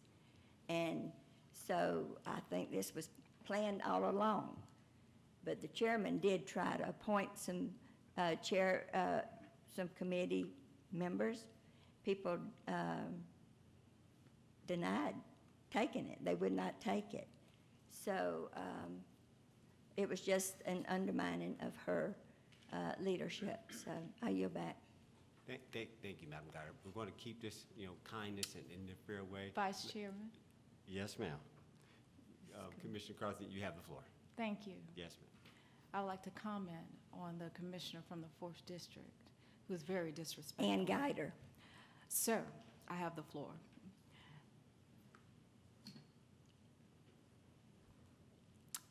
In relation to item number 9,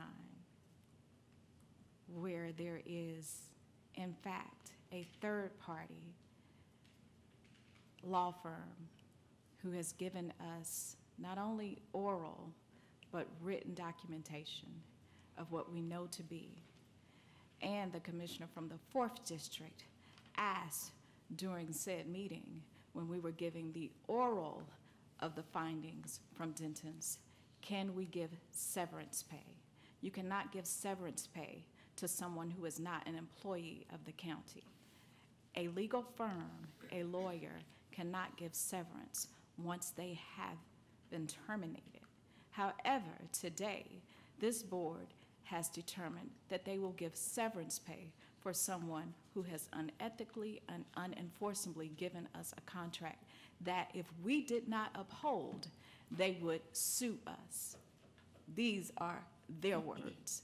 So when you say someone is being rogue, well, I would say the people that are being rogue are the ones who are taking taxpayers' hard-earned money and throwing it out the window for their friends because they call their friends by their first names and is not looking at this as a business decision. Be about the business of the county and not about lining the pockets of your friends. With that, Vice Chairman, I yield. Thank you. Thank you, Madam Carthen from 3rd District. Let's continue on. Madam Chair, I'd like to just continue down because this wasn't necessarily supposed to fall into a work session mode. This was supposed to be a voting meeting. But nonetheless, let's go ahead and finish this now. County Clerk, I just want to make sure we got this clear. Madam Chair, I'll get you in next.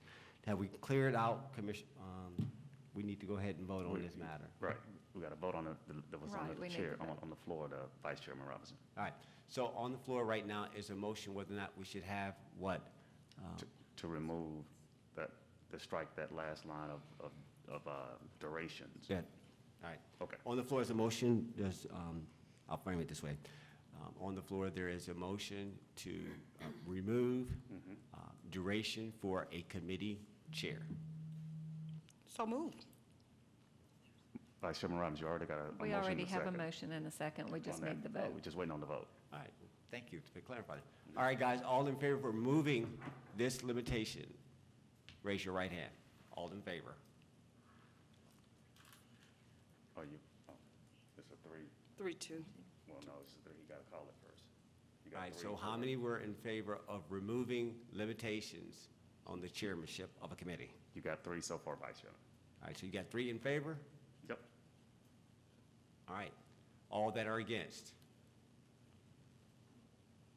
All right. You got 1 against. Wait a minute.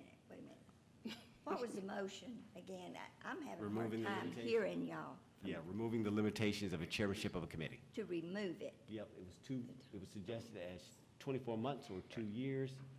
It was suggested to take that cap off and let it just run.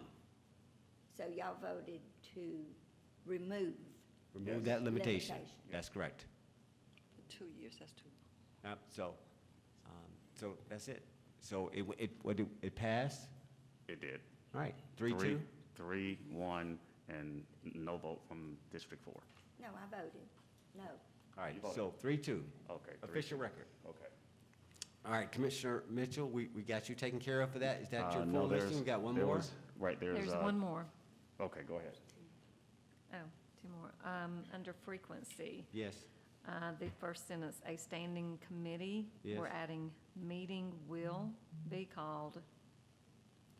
So the words meeting will. Okay, then that's a text amendment. Is anybody in disagreement for allowing this to go straight in as is? All right, it carries right in. All right, so, There's one more, Vice Chairman. yep, go ahead. Okay, last one. Okay, in the last paragraph, a special committee, we're adding the word meeting.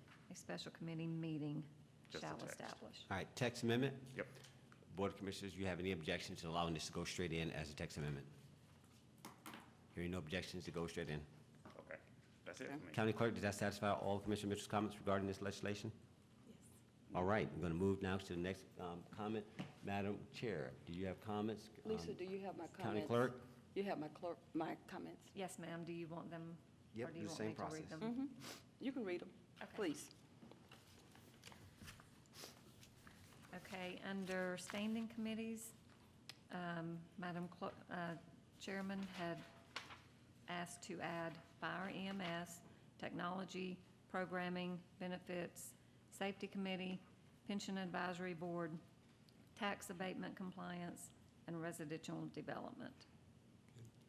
So, Board of Commissioners, based on that, is there a need to can we reconcile the committee adjustments we just made? So what are the ones that were outstanding? Sounds like there was overlap. What was the overlap he's asking? The other overlapping ones were fire EMS, technology, programming, and benefits. All right, so let's take up the ones that were not already discussed. If the board wants to add them, it's no problem. So the additional ones, don't. The additional ones are safety committee, pension advisory board, tax abatement, compliance, and residential development. All right, so what's being recommended as an adjustment to this legislation is an addition of 4 to 5 additional standing committees, recognizing that there will be chairs associated with each one of those.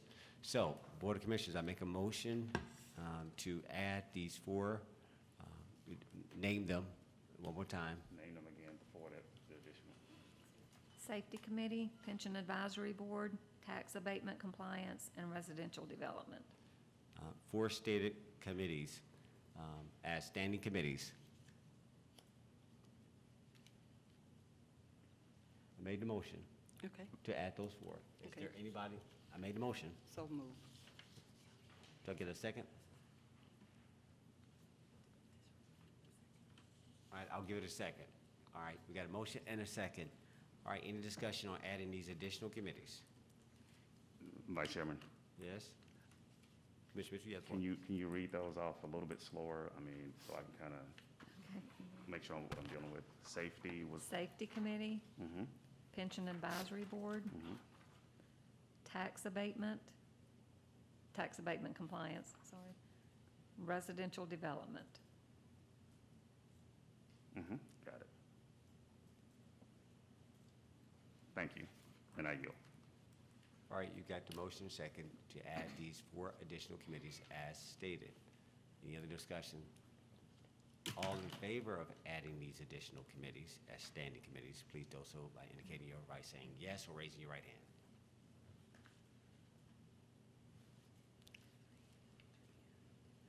Three. You got 3. All opposed to adding these additional committees? Count them up. 3-2. 3-2. It goes in. Lisa, could I have my script, Yes. please? Okay. Oh, that's okay. This is what, I did miss that one. oh, you did? Okay, thank you. Thank you, Board, so much for this legislation. I will say that it's beneficial, and this is a democracy. But vindication belongs to the Lord. And I'm just going to leave it there, and we'll go from it, because I intentionally made assignments last year, but I'm an adult, a professional, and a grown woman, and I'm not going to do I don't play kid games. So what I'll do for intentional purposes of benchmarking, I had some edits and revisions for the Board of Commissioners committees aligned with the Muni Code ordinances that have countywide elected commission chairs who do not prescribe committee chair and committee vice chair assignments to board members, but instead engage in the participatory democracy selection process with the entire Board of Commissioners. I utilized Carroll County, Paulding County, Henry County, Newton County to pull the research.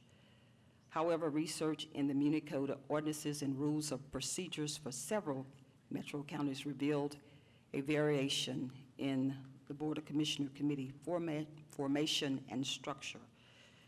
One of the proposals I had under the committee was a committee in the government of Douglas County, Georgia, is a recommending body of one or more persons appointed or elected by the commission chair and the Board of Commissioners through a majority vote to consider or investigate or take action in regard to certain matters or subjects, or to do all these things. So that was one that I had added, and then we just talked about those standing committees, and we added the additional 4, and I appreciate the 3 votes that I received. However, on the formation, it says my input certainly was the chairman of the Board of Commissioners with a majority vote of the Board of Commissioners may create committees of members of the board to study any issue before the board. Any such committees may make recommendations to the Board of Commissioners, but no committee shall be empowered to make any final decisions on any matter before consideration unless expressly delegated such authority by a majority vote of the commissioners. In addition to the board members, committees may include other county officials and designated staff. Whenever a committee is created, its duties and any limitations on the scopes of its duties and the times, places, and periods of times for which committees may operate shall be determined by the committee chairman with the concurrence of a majority of the board. The chairman of the board, and this is my input, shall serve as an ex officio member of all committees, and this information was in comparison to the 7 counties that I listed. The chair of a standing or special committee shall be nominated and appointed by the majority and consensus of the entire board. And the same applies to the vice chairman, and I see those changes have already been injected. I had one more just insertion, and certainly I've given you a dissertation, but I'm certainly, again, because a lot of these matters that I just read, we've already voted on.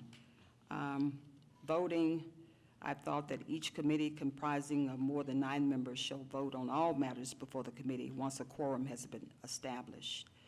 However, I'll just wrap it up with the last sentence. It says the selected committee members may deliberate and vote to bring forth recommendations to the full board for any final decisions. So in a nutshell, anything that's really developed or discussed in the committees must be brought before the entire board for a vote. I just wanted to leave that nugget with you all. At the end of the day, I am the chairman, and I will be the chairman of this county. And I respect you as the district commissioners, and I expect reciprocation. I had an opportunity to speak to my colleagues all over the state, and they were amazed at what I've been through and what I continue to endure. I am resilient, but I'm concerned.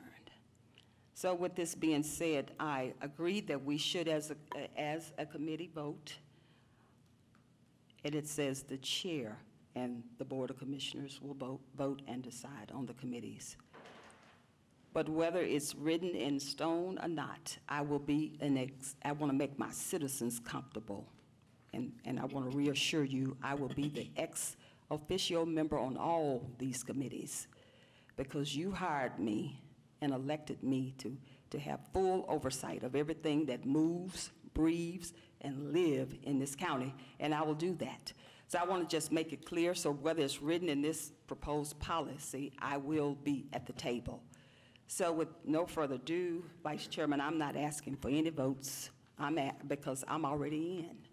So you can proceed, and we will move accordingly, and I look forward to January when we appoint committees, and I look forward to being in every room. With that being said, you have the floor. Thank you, Madam Chair, and we'll just leave it at that. If there's no other further questions, then anybody got any comments? I'm hearing Madam Chair says she's going to leave it as is. Most of our stuff has already been added. There's no further need to be taken on this matter. I want to ask. I'm not assuming that that's what you said. Are you I'll good? be in every room. I'll be there, All right. whether it's written in the policy or not. Okay. Any further questions on this matter? All right.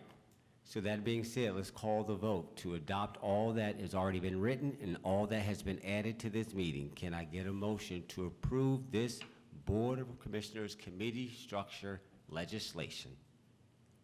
So moved. Second. All right, I got a motion second. Any discussion? All right. No further discussion. Let's call it. All in favor? So by raising your right hand, yes? Can we vote? We can't vote online Okay, you can. because we made all this. Okay. You okay with that? Mm-hmm. All right. All in favor of adopting the resolution as so amended today and as already previously presented, please do so by raising your hand. Count them up. 3. We got 3? All right, we've got 3. All opposed to the legislation previously and currently adopted? Raise your right hand. You have 2. Got 2? All right, it carries 3-2. County Clerk, you got that? Yes, sir. All right, let's move. Madam Chair, you back to floor. Okay. We are now moving to tab number 13, approval to amend the board, commission, and authority appointment policy. Do we need to table this? Yes. Okay. You want to call a motion to Madam table? Chair, I make a motion that we table this until date certain of November 17, 2021. Okay. Do we have a second? Second. We have a motion and a second. But no discussion.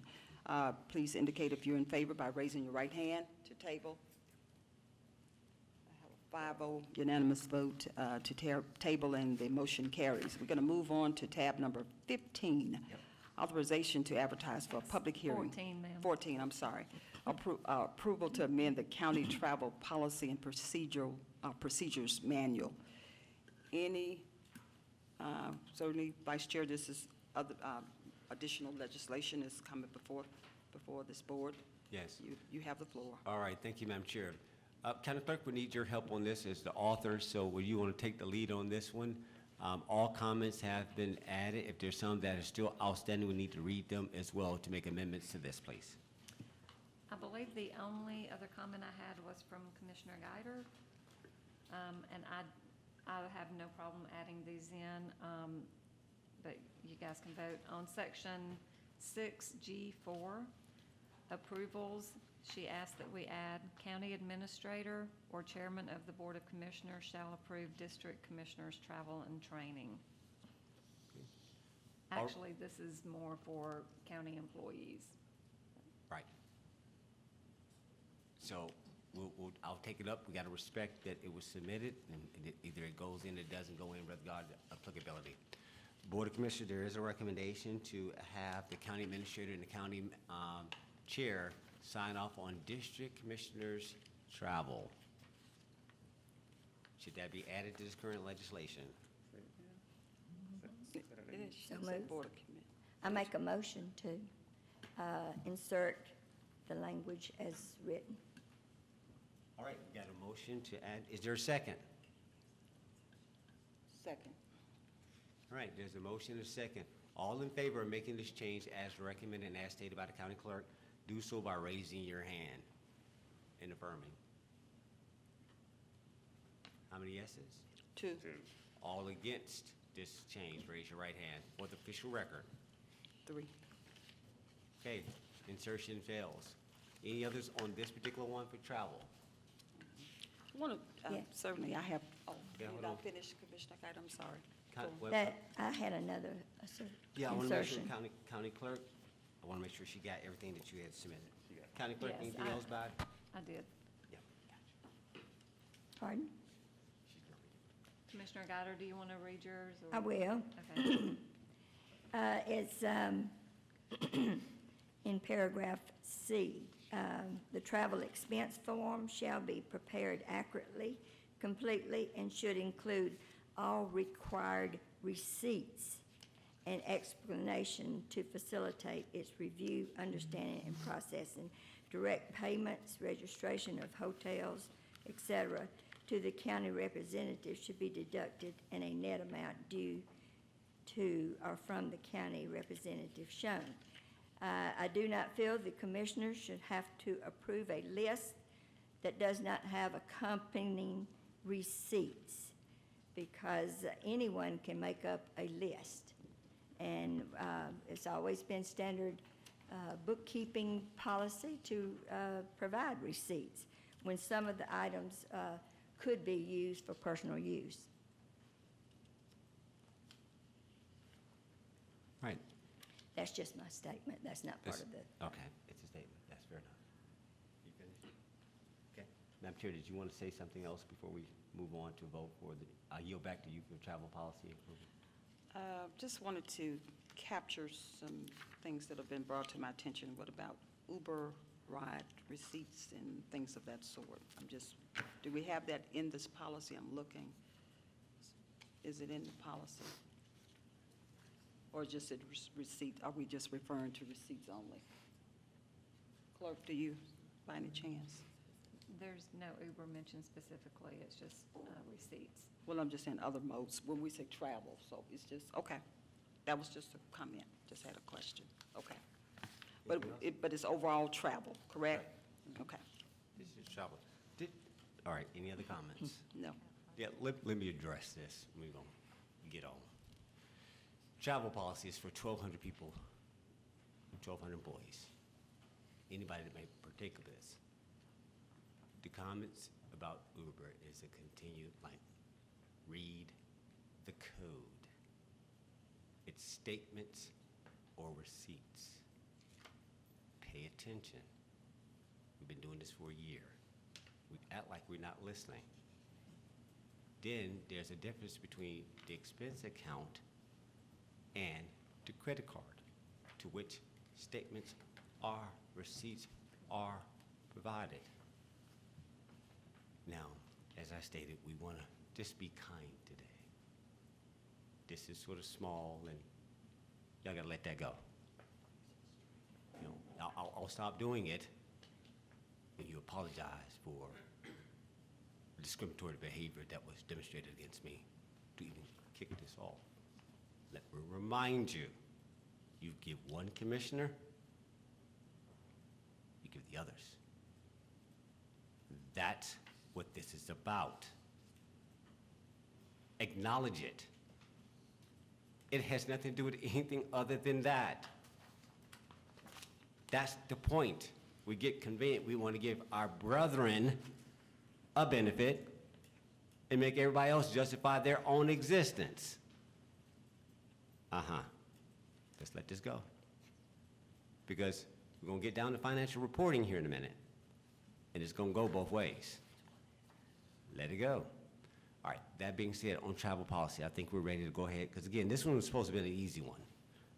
It's just general travel policy. It was just trying to clarify some rules. But again, it's such a political focus on the district. Like, you need to look at everybody else. Look at the whole system. I mean, it's like, okay, do you know there's 1,000 people out there that you should be looking at? 1,000 of your friends? 1,000 of what they're doing? 1,000 of all those other things? But yet, there seems to be such a focus and such an interest on, oh, bye. With the level of scrutiny, it's not much too much you can do, but the decisions are definitive. All of us are one vote. Move it. I yield, Madam Chair. Let's go ahead and call it, get your Okay. next month. We So- got 20 other items. Okay, we are almost there. We have one more after this particular one, but I wanted to just kind of just reinsert some, just my discussion regarding the Uber reimbursements. I utilize Uber when I'm out of town. We going to Savannah soon, and I need to know, because a lot of times it's, when I've been in an Uber, I can't get a receipt. So that's the question, you know, you go in, the guy asks for your card, and they don't have a way to print a receipt. So that's one of the questions. So that was one of my questions, because I will be utilizing, because there's a lot of walking in Savannah, Commissioner. So please, I could hear you, but I want you to understand my question was coming from a different angle. So Board of Commissioners, do we have a motion to approve and amend the County Travel Policy and Procedures Manual? Do we have a motion? Is that what I'm supposed to be doing? Good. Clerk, you good? Point of order. Um, Point of order. If I'm not mistaken, I think District 4 Commissioner had something that she wanted to have added or changed to this, and I think that's where the last supposedly motion was categorized as. But am I incorrect in making that statement, or are we just looking at this as is, what you got thus far? Because if that's the case, then we'll go ahead and move forward, Vice Chair, but I'm just. Instead of complete itemization, well, it's complete itemization, I wish we would replace that with required receipts. And that's what I thought I heard, and I just want to make sure that your voice was heard, and if that's going to be on the floor, fine. If it's not, that and/or Uber is going to be on the floor or not, then I know exactly what I'm voting on, that's all. I yield. Thank you. And again, in listening to Madam Guider next to me, she said, well, that was just my statement.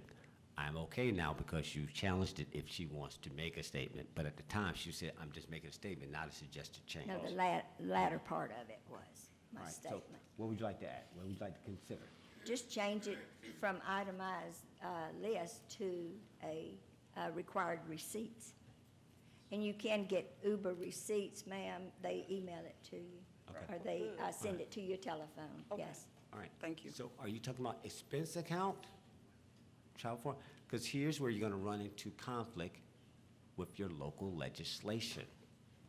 It says monthly statements or receipts. It allows, so you can't be in conflict of that local legislation. That's the whole point of trying to make sure we clarify everything, making sure it lines up, change your local legislation, then all this is moot. But the local legislation is the overriding monthly statements or receipts. So it won't, what you're trying to get at is that you ultimately do get receipts. You just can't get it at the point of approval because it says monthly statements or receipts. But the receipts are, to suggest the receipts aren't provided, yes, they are. But the local legislation says you can provide monthly statement or receipts. We keep having the same conversation. Nothing changed until you change the local legislation. It doesn't have to be submitted. And you have to wait until it's time to turn into your credit card bill, then you got to provide receipts. Because that's what our credit card policy says. That's what I'm saying. It's not aligned, and that's the whole point of making sure we've got legal counsel to help line all this up. Because some of this we're grappling like, guys, can we move on? It's showing that we're lacking the legal carry. This is not what we do. And I'm just like duly noted, guys. I mean, okay, but we're trying to pass legislation without support on this. So I would just duly note it, but it runs in foul of that. So, Madam Chair, we'll let you handle how you want to insert this. Okay. Madam Chair, I'm Yes. totally confused. I thought we were changing the county policy with this. So, and I do know that there have been instances where personal charges were charged to the county credit card, and they had to be taken off. And that's why I'm saying the receipts are very important. Commissioner, and I do agree with you, Commissioner Guider, but however, I also have to concur with the Vice Chair because I've looked at the legislation and it says both. I was in the mindset of only receipts, but it says the legislation indicate receipts and monthly statements. And so it says both. So I did work with our chief financial advisor. You're saying under our charter, when un- you say It's the local. legislation? Yes, ma'am. I actually had an. Well, why, And that's why I believe that's inserted today, so we could clean it up. It wasn't there initially, but worked with the chief financial advisor probably about 6 months ago, and he brought that to my attention. We looked at it. He said, this is the state's legislation. It says statements or receipts. so we could change our legislation if we Correct. don't pass this. It would be nice, yes.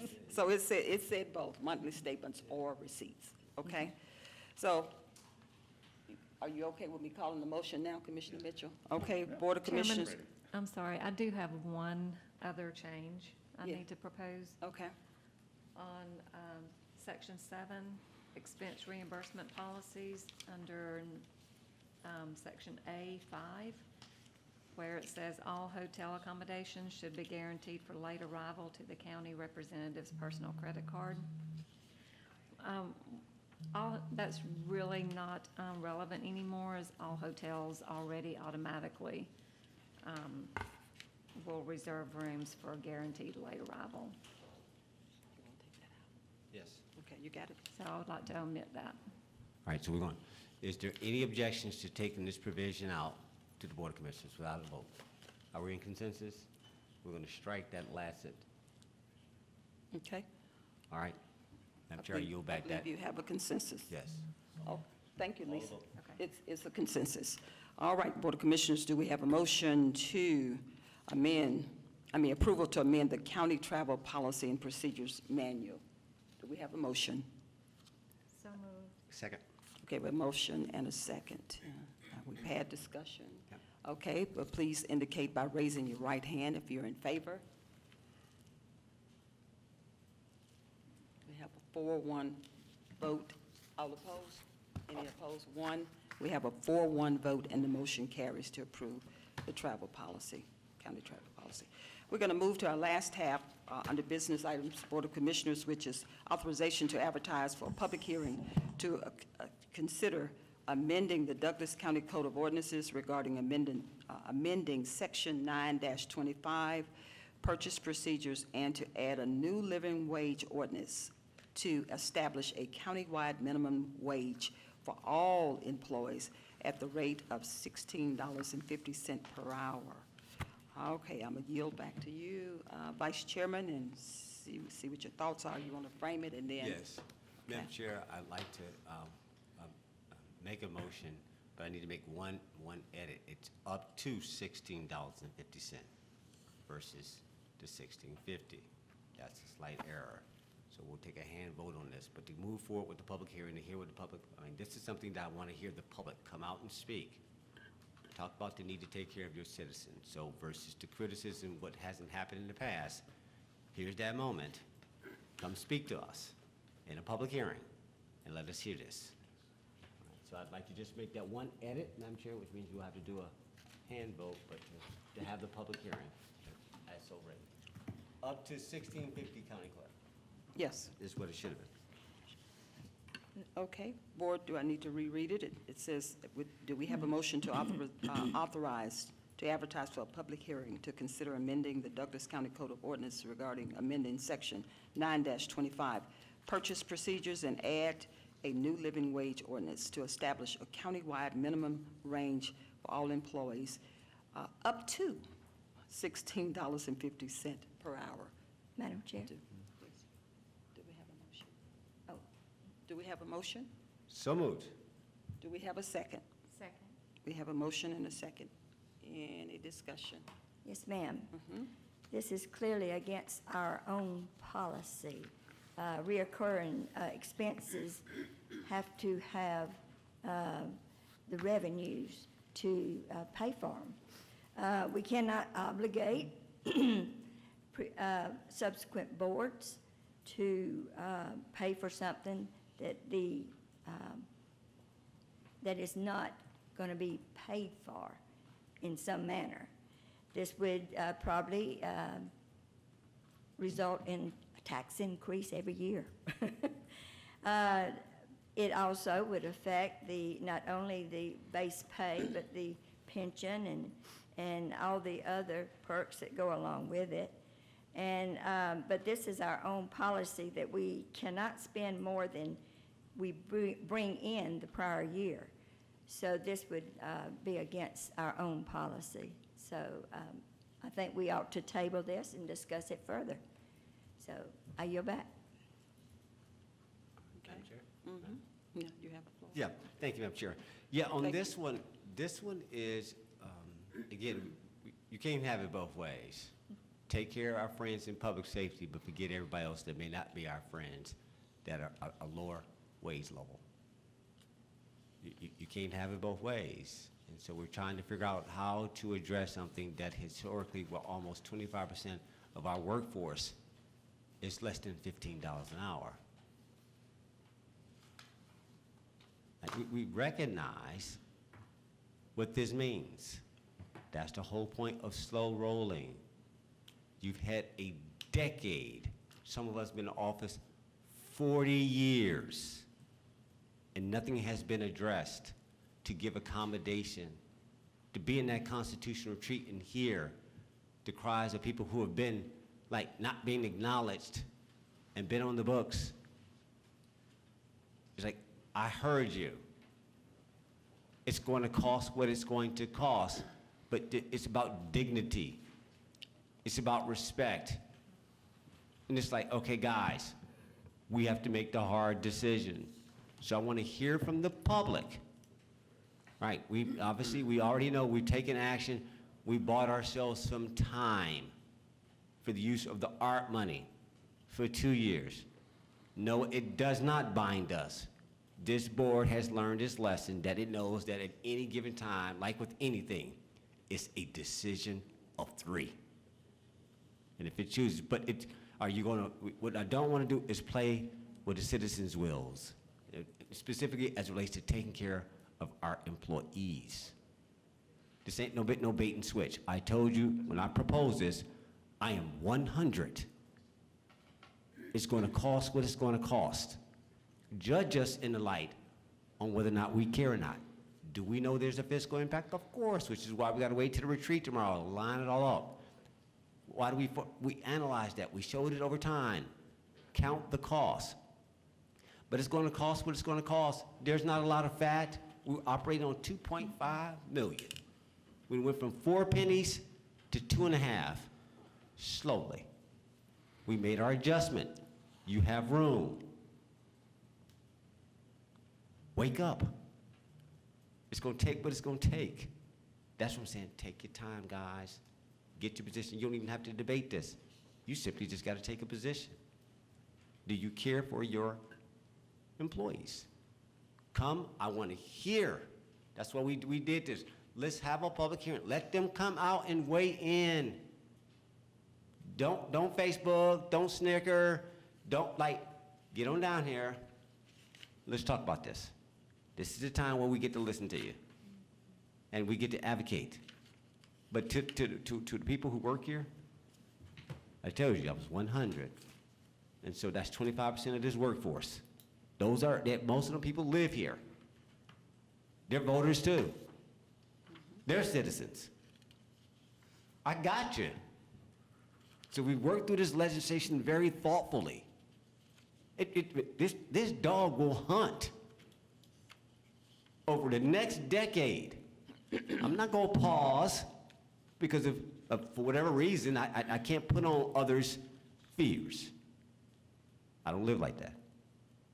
I told you this was coming, so now we've got time. So, Madam Chair, I just wanted to give that just on this one. This one matters. But again, we're deciding, it requires a public hearing, but it needed to be tabled anyway till we hear what the impact is when we get into the budget retreat. So I just wanted to make that statement. There's no urgency. We just laying it down. We'll take it up in a period of time. So this is, call the question whether or not you want to authorize it. There's no more questions, Madam Chair. I heard the statement table, so I prefer the table. Certainly, I'll call for a motion to table this item, which is for the public hearing to consider the Douglas County Code of Ordinance until we have further discussions with our finance team to determine what the impact would be. Certainly, Board, I would like us to consider. Chairman, You Yeah. can, We Yeah, already, we have a there's motion on the floor. You on got the floor. okay, we have a motion and okay, we have it. Authorize the public hearing. Okay. Is there any discussion right Yes, now? ma'am. Well- Just to It's already the clarify. motion. She has some discussion. I'd like to clarify something. There was a study, certainly not 40 years ago, but just a few years ago while I've been on this board. It was done by Evergreen. We paid big bucks to have that study done. And as soon as they did their recommendations, this board started changing and giving raises to certain people. So we can't piecemeal this. You raise the minimum wage up to $15,000. $15. What are you going to do about the people that's been here that's barely maybe they're making $15.01? You've got to adjust everything up. You can't just piecemeal a pay scale. Everybody on this board wants to give fair wages to our employees, especially the public service ones, because they're doing something that we don't want to do, or the average person doesn't want to do.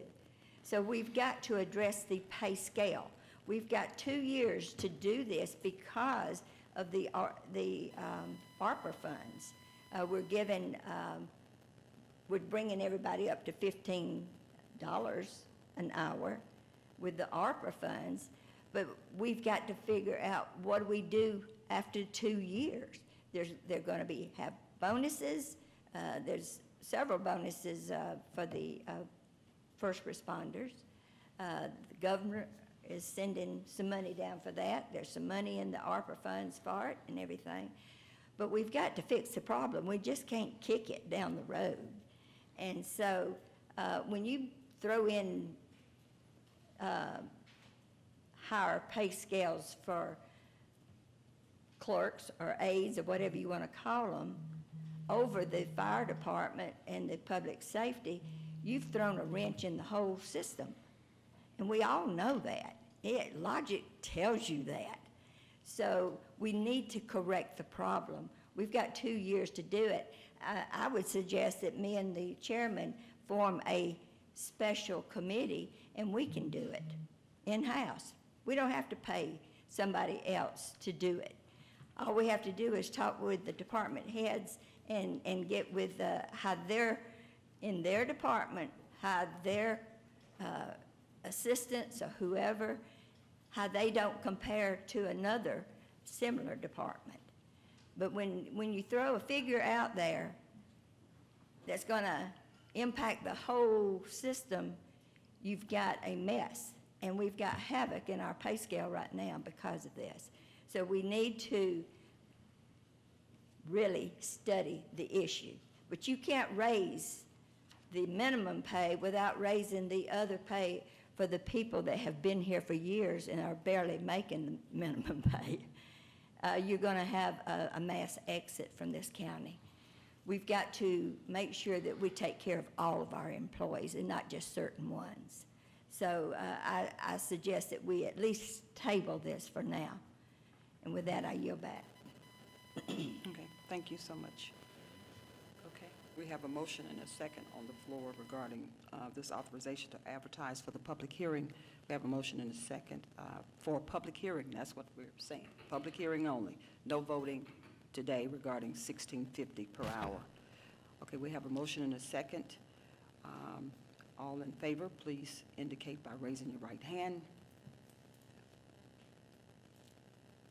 We have a 2-3 vote, and the motion fails. No public hearing. For no public hearing. Okay. All right. I'm going to move on. Board of Commissioners. Madam Chair, Yes. I may have got a little lost there, but I would like to make a motion that we table this item so we can come back and have a discussion about this item because I think there are some missing pieces here that need to be discussed and to make sure that when we or if we make this adjustment, which I think we should, but I just think there's some other clarity and some other pieces that are missing that needs to be kind of clarified. in making this motion, because I think this is the right thing to do, but we just got to make sure everything is covered. So I would like to make a motion that we table this item to our next meeting on the 17th of, help me out, of November, so we can have hopefully a discussion with amongst my colleagues to make sure that this is the right way to go and this is what we're going to end up doing. So I'll make a motion to table this item into that particular meeting on the 17th of November. A second. Okay, we have a motion and a second on the floor.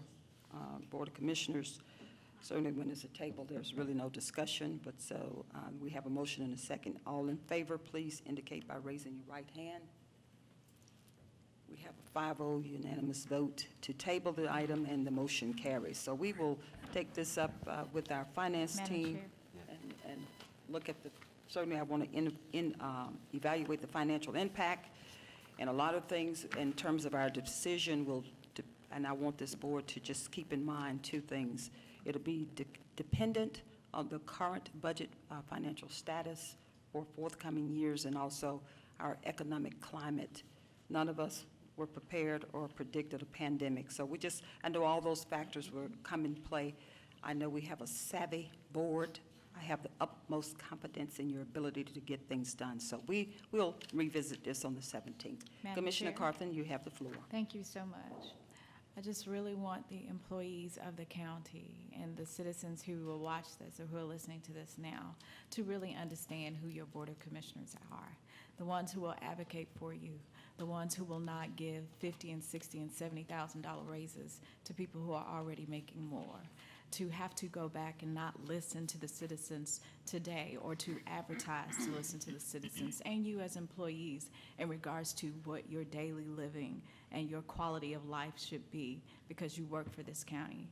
These employees give so much to this county, and although we can't pay what other counties can pay, we can at least pay a living wage. So I just want the county employees and the citizens of this county to recognize and see this moment and see who your Board of Commissioners are and see the ones who advocate for you and see the ones who are really transparent, because if we really were about physical responsibility and transparency, we wouldn't be giving raises to our friends, and we wouldn't be saying, yes, we can do severance pay when we've been told we cannot because it is gratuitous. See, we decide which ones we want to do. We decide which ones are important, and to me, this is important. I yield with that, Madam Chair. Thank you so much, Commissioner Carthen.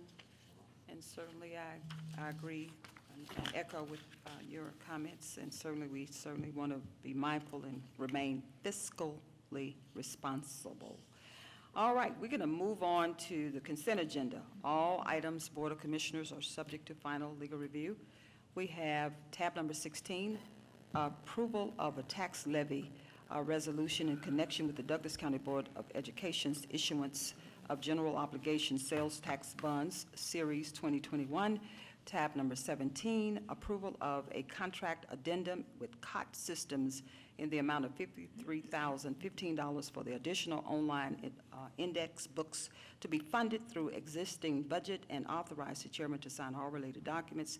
Tab number 18, approval of a Pitney Bowes inserter purchase and maintenance agreement in the amount of $13,560 to be funded through existing budget, and authorize the chairman to sign all related documents.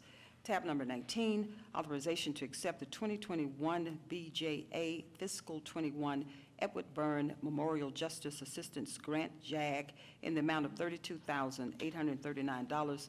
Amend the budget and authorize the chairman to sign all related documents. No match is required. Tab number 20, authorization to accept the Department of Human Services grant in the amount of $31,200. Amend the budget and authorize the chairman to sign all related documents. No match is required. Tab number 21, authorization to approve the Consolidated Appropriations Act funding subgrant contract with the Atlanta Regional Commission in the amount of $46,113. Amend the budget and authorize the chairman to sign all related documents with no match required. Tab number 22, authorization to accept the County Department of Community Affairs, which is the CDBG grant, in the amount of $750,000, and amend the budget and authorize the chairman to sign all related documents with a 5% required match to be funded from ARPA.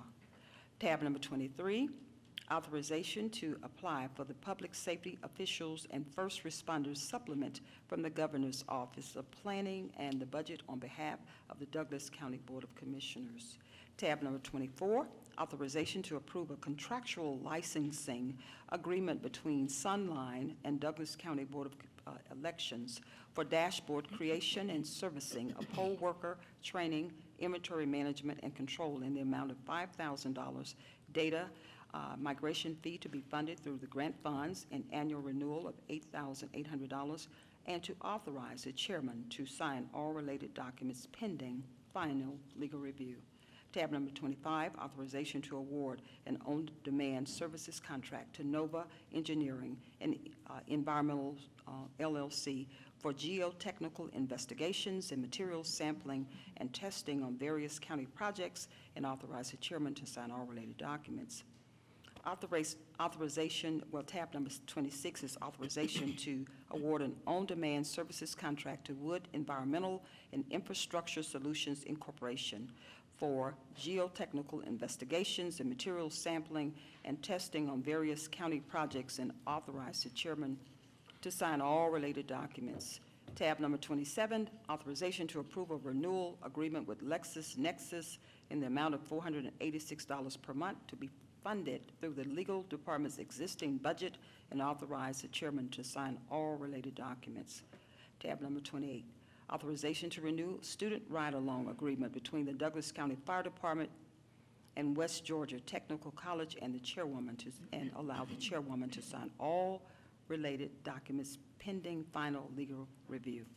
Tab number 29, authorization to award the bid for ambulance billing services to the ambulance medical billing as per the Fire and EMS Committee recommendation, and authorize the chairwoman to sign all related documents pending final legal review. Tab number 30, authorization to solicit for requests for proposal, which is a RFP to purchase aerial fire truck to be funded by FEMA assistance to firefighters grant funds, and authorize the chairwoman to sign all related documents pending final legal review. And finally, tab number 31, authorization to declare Juneteenth, June 19th, as Douglas County, as a Douglas County holiday beginning in 2022. Board of Commissioners, you have had an opportunity to hear the consent agenda. Do we have a motion to approve? So moved. Do we have a motion and a second? Okay, Board of Commissioners, all these items were discussed in our work session, certainly, but I will scan the room quickly to see if there's any discussion on any particular item. Commissioner Guida, you have the floor. I just have a question on item number 23, the payout from the governor's office to first responders.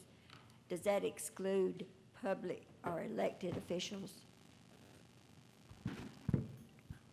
I know several things that we've given out, we exclude the elected officials.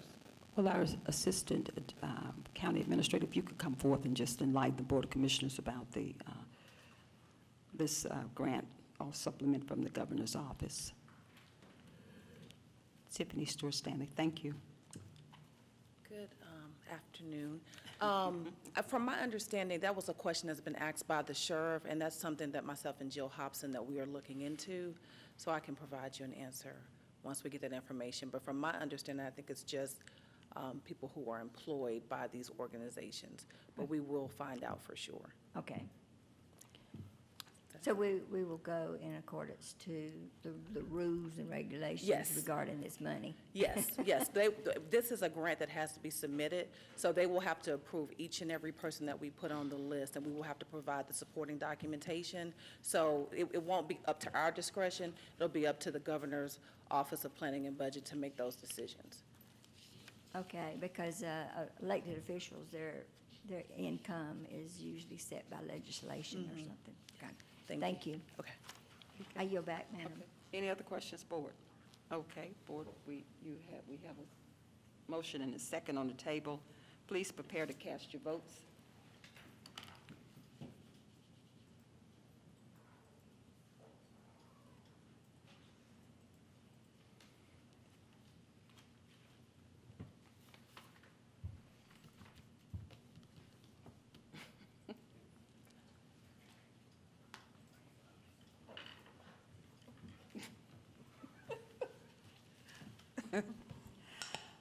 There you go. Chairman, I'm going to have to reset the votes. They Okay. had some technical difficulties. Okay, okay.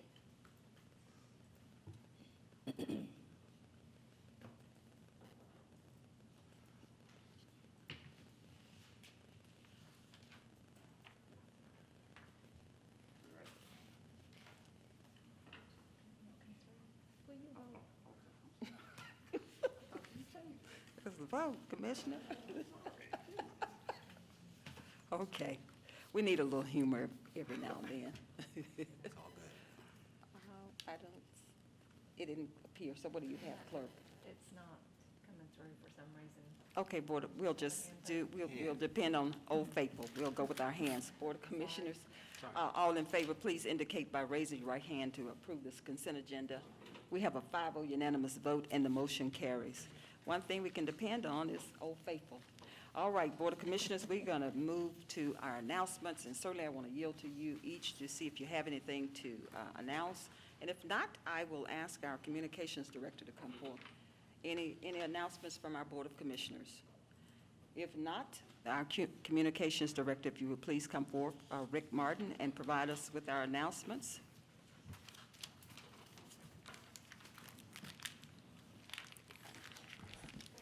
Good morning, Madam Chair, Board of Commissioners, It's good evening, but thank you. and staff, and, yeah, sorry, my apologies. Good afternoon. The announcements, District 1 Commissioner Henry Mitchell III will have his coffee and conversations this coming Saturday, November 6th, from 10 a.m. to 12 noon at Herb and Eden, located at 6410 Fairburn Road in Douglasville. Important to note, at this coming Saturday's event, Tax Commissioner Greg Baker will be filling in as host for coffee and conversations. My pleasure, sir. The Veterans Day Parade entry application continues to be available for all citizens on our website, celebratedouglascounty.com. It's open for all groups and residents for this year's 2021 Veterans Day Parade, lighted parade.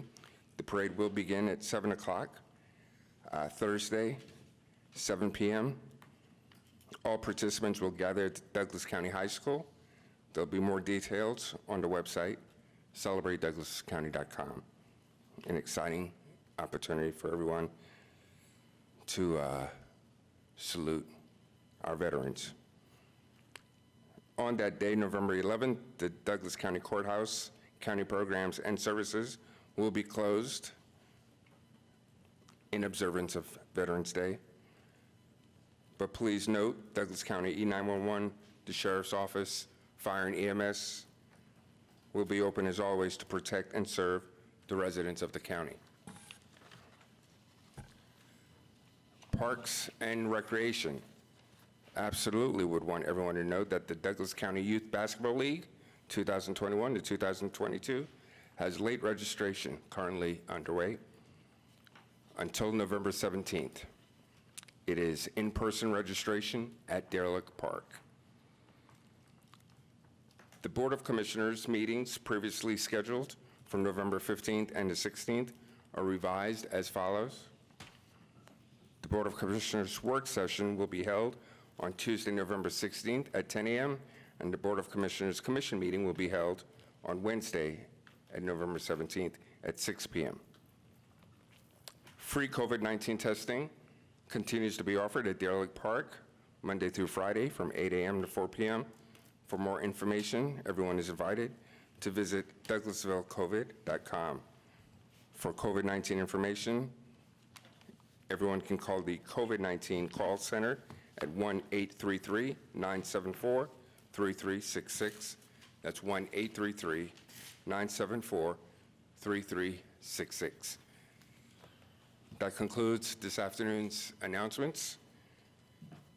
I yield back to you, Madam Chair. Thank you so much, Director Martin. Certainly, thank you for highlighting the Veterans Day Parade, and also wanted to mention and make mention that our government employees, our veterans who served, are highlighted in the November edition of the Chapel Hill News and Views, and so certainly want to give honor and respect to our veterans who served our country.